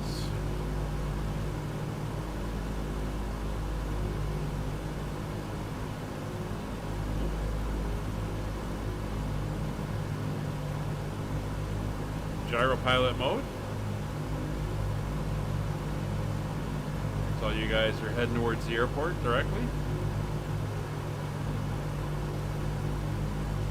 It's 3 miles to go. Speed's down to 186 knots.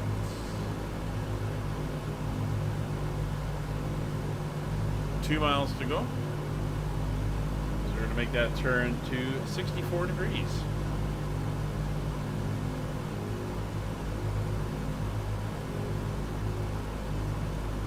15-degree bank angle. 20. Bring it around to 64 degrees.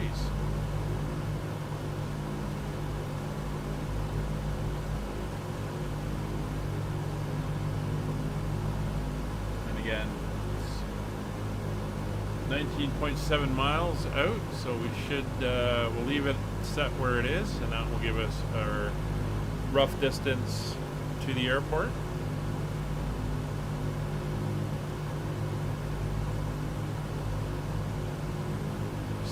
Degrees.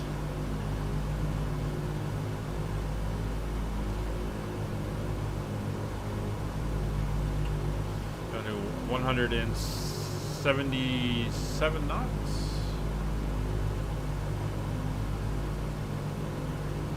So when we get to the airport, we're going to overfly the NDB at 394, which is what we have set for down here, which hopefully we'll pick up very shortly.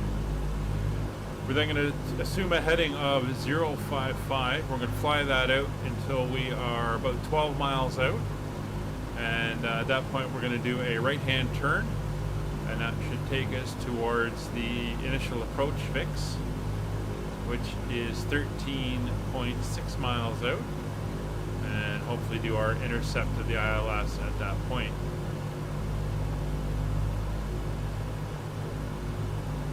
We're down to 180 knots.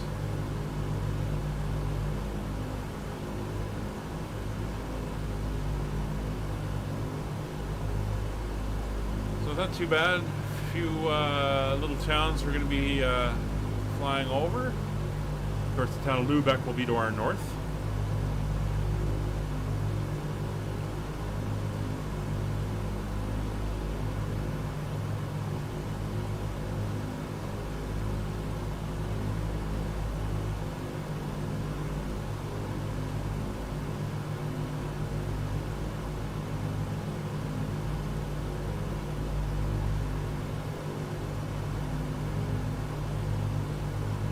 Speed's bouncing a little bit, that's fine. We'll now do our in-range checks. Cooling turbine. Normal. Fuel booster pumps.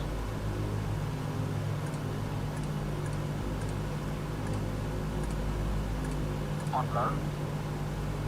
Fuel tank selectors. Mains on, crossfeed off. Hydraulic bypass valve. Down. No smoking signs. On. In-range checks complete. We're now 10 miles out from the airport. See the train again coming through the cloud.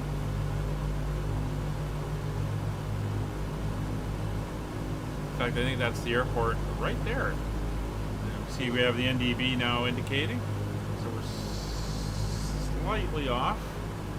So we will give it a little bit of a, we'll go to 060.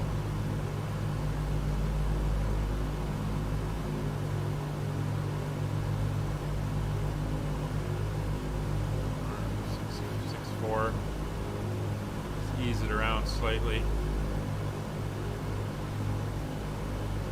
So there's the airport ahead. I have visual.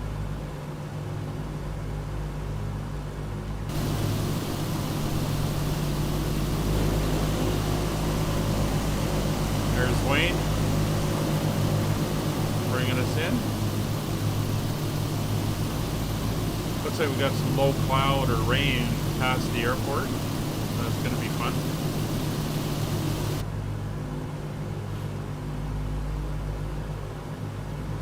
Instead of 055, I'm actually going to go to a heading of 050. Just give me a little bit more space for the turn. Then we're going to do that as soon as we see the needle flip. So the NDB is located on this end of the runway.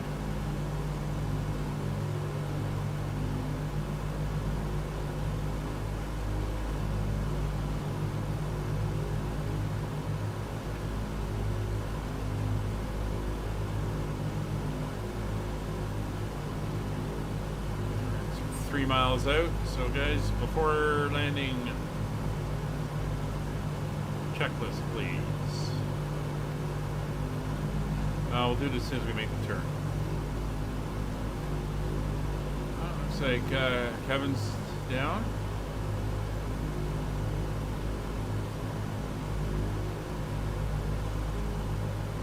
So that's pretty good. So we're going to go to 050, fly the outbound on the teardrop approach.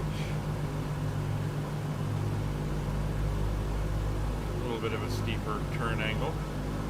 There we go. We're flying over the beacon. 050. And 4 landing checklist. Flaps 20. Setting flaps 20.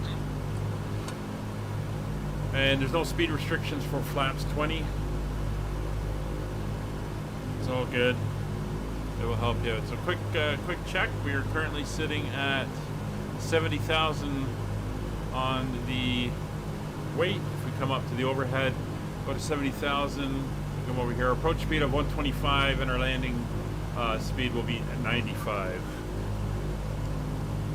So we want between 125 and 130 as our approach speed. Speed's coming down. We're 165 now. Flaps are set. Mixtures rich, please. Auto rich. Mixtures are going rich. Mixtures set. Gear up and down, please. There goes the up and gear. down.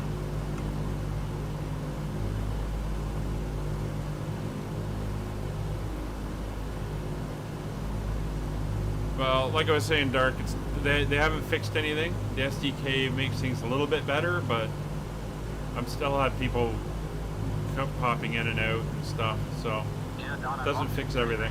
Props. 2400 RPM. Speed's down to 145. 2400 RPM set. Cow flaps. Plus 3 degrees. Cow flaps set. EDI. EDI off. EDI is off. Landing lights. Speed good. Extending lights. Switching over on the ILS. Copy. ILS is being picked up. There is no DME for the ILS. Before landing checks complete. Landing checks are complete. I have control of the throttle. Speed's down to 135 knots. We're now 5 miles out from the airfield.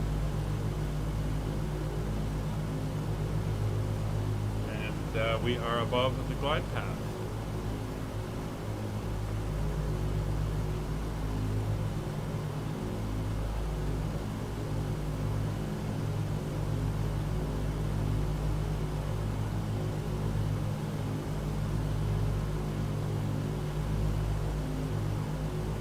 Interesting thing, the localizer indicator is reading wrong.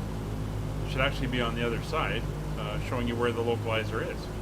So it doesn't know which way the aircraft. You can see everyone dark just popped out of sight there. It doesn't know which way the aircraft is facing, so it should always be showing you which way the localizer is. Doesn't matter which way you're going. So if we were coming inbound, it would be on the other side. So once the side it should be on, saying, hey, the localizer's to your right. But that's whatever.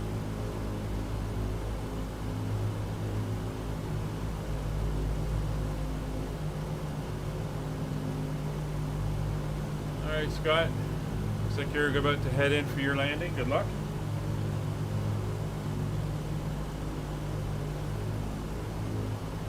So my engine power settings are kind of all over the place.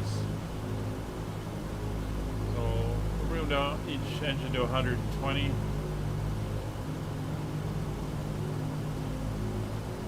There we go. Put 135. Fine. We're coming up to 10 miles out now.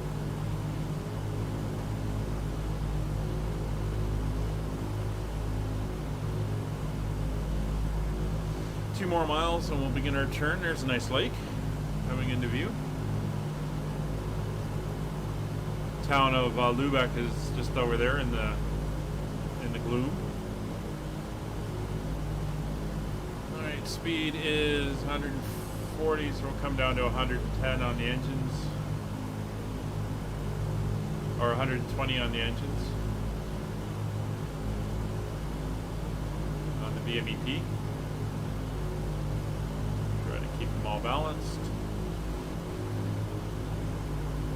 Alright, that is 12 miles, so let's begin our turn.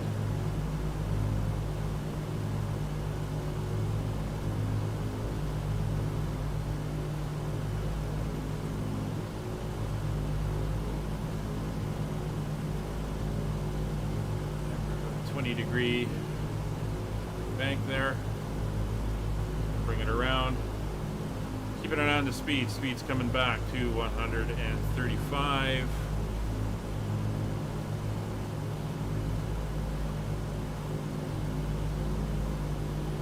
$120 degrees.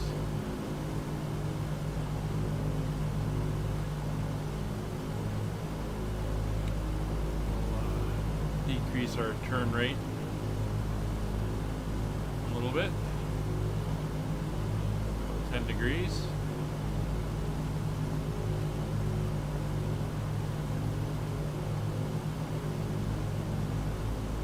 $180 is good. Fly that in.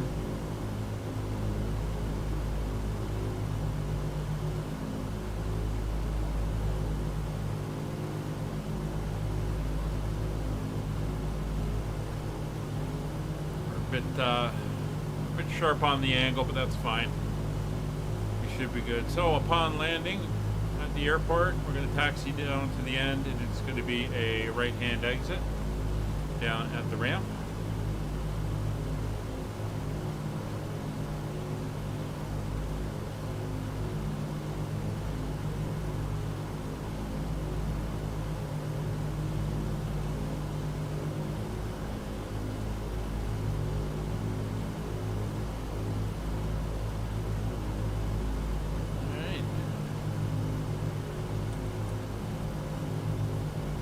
Approach mode selected, turning on to approach. Let's bring the speed back to 110 BMEP. Give you a little bit of room there, Scott, but I would suggest not stopping on the runway.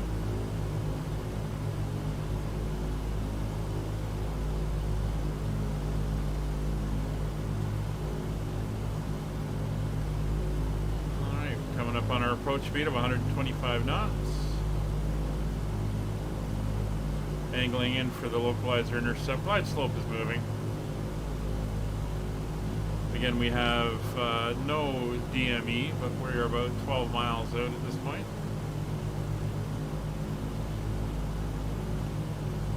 Aircraft is stable.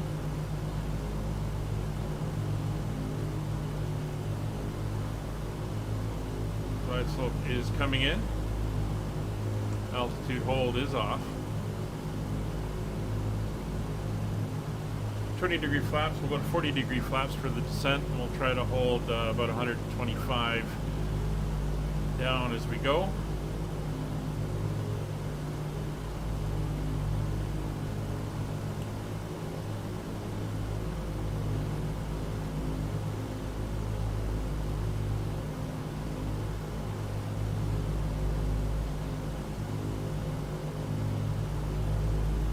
Localizer's coming in. Glide slope is there. There we go. Saw the bobble. And we are on the glide slope. Flaps coming back to 40. Just going to have to watch the power.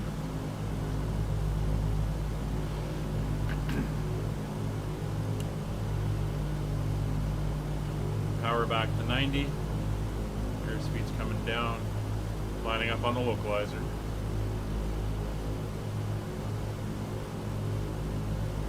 It's 125. Ease the throttles up to 100.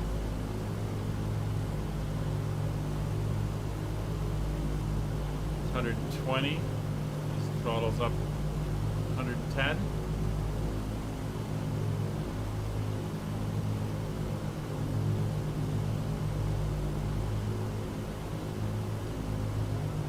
We want to be 30 knots above, just edging slightly under.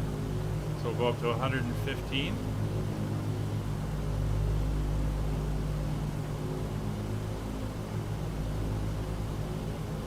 We got a little bit of fudge room, but we don't want to get too slow too fast.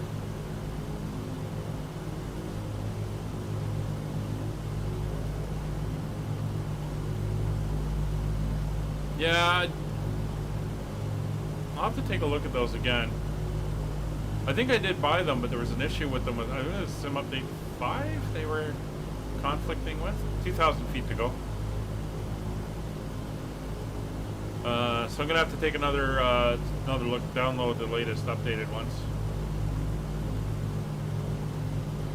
All right, 2,000 feet to go. Localizer and glide slope are captured. Flaps are at 40. Gear is down in 3 green, and cabin is ready.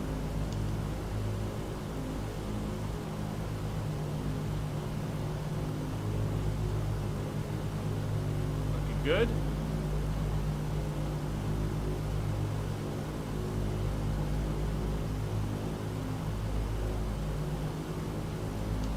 There's the Elbe River coming into view. Yeah, I'll have to go in and get the updated ones. Alright, speed's getting a little bit slow. Coming up on the tower. Stop looking out the windows. Do your job there, pilot.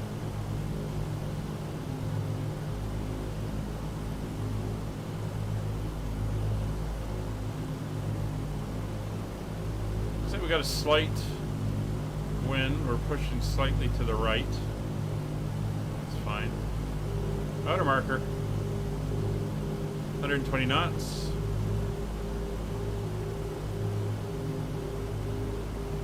I don't see Talia. Not surprising. Airspeed's coming up a little bit, so we'll pull it back.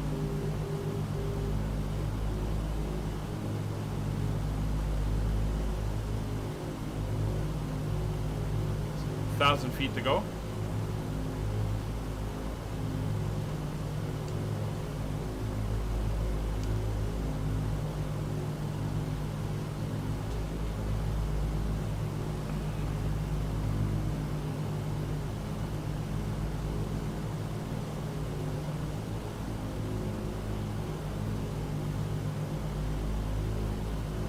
Yeah, I'm not seeing her tag.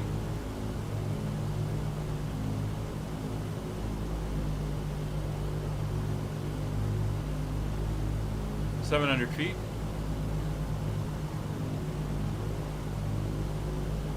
$120 knots.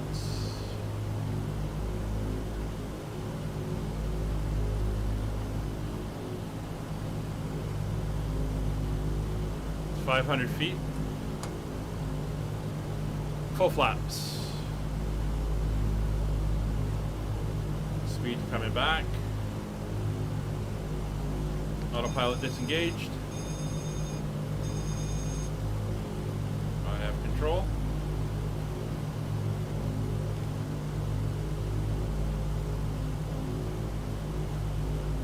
$110 knots.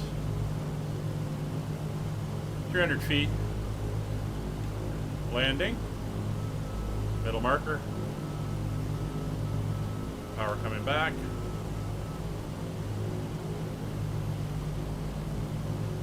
100 knots. Power coming back. Feet power at idle.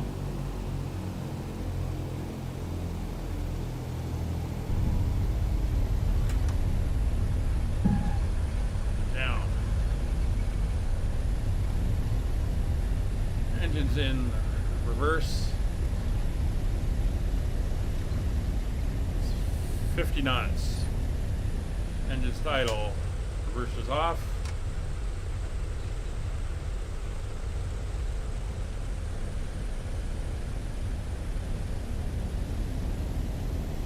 Ladies and gentlemen, we have reached our destination. I look forward to seeing that in the gallery on the Discord. And it's currently about 11 degrees Celsius.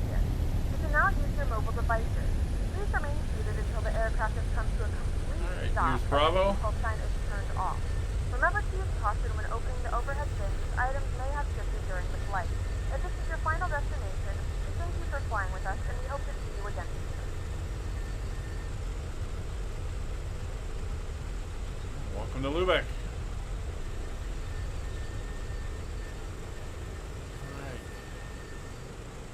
clean up the airplane, Fred?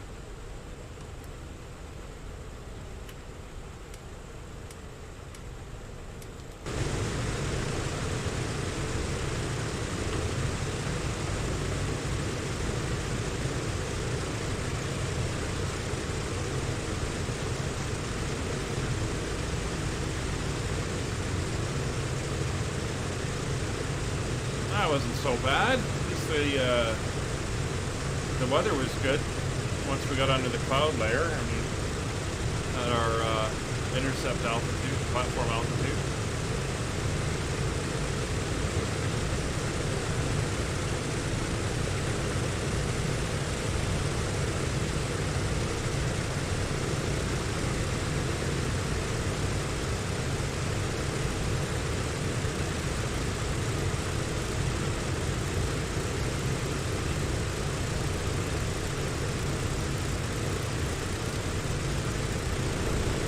I'm not seeing Talia at all. I don't see Scott either, so. I see Dirk though. Nice to see he's got the sim back up and running. I don't think there's a parking spot here, but Wayne had his spit sitting in the way. So I'll just park it over here by the hangars.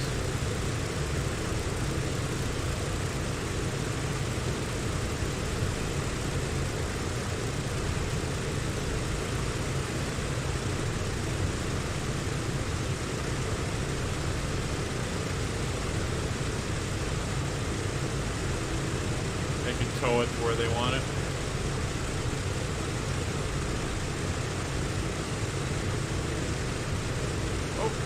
Oh, somebody's flashing there beside me, behind me.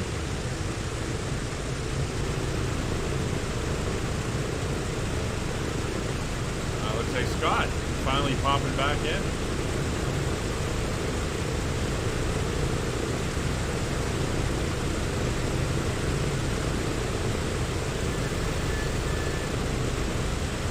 Yeah, you're there now. I can see you now. You just came in. Alright, so parking brake is on. You can shut her down, Fred. Parking brake is set.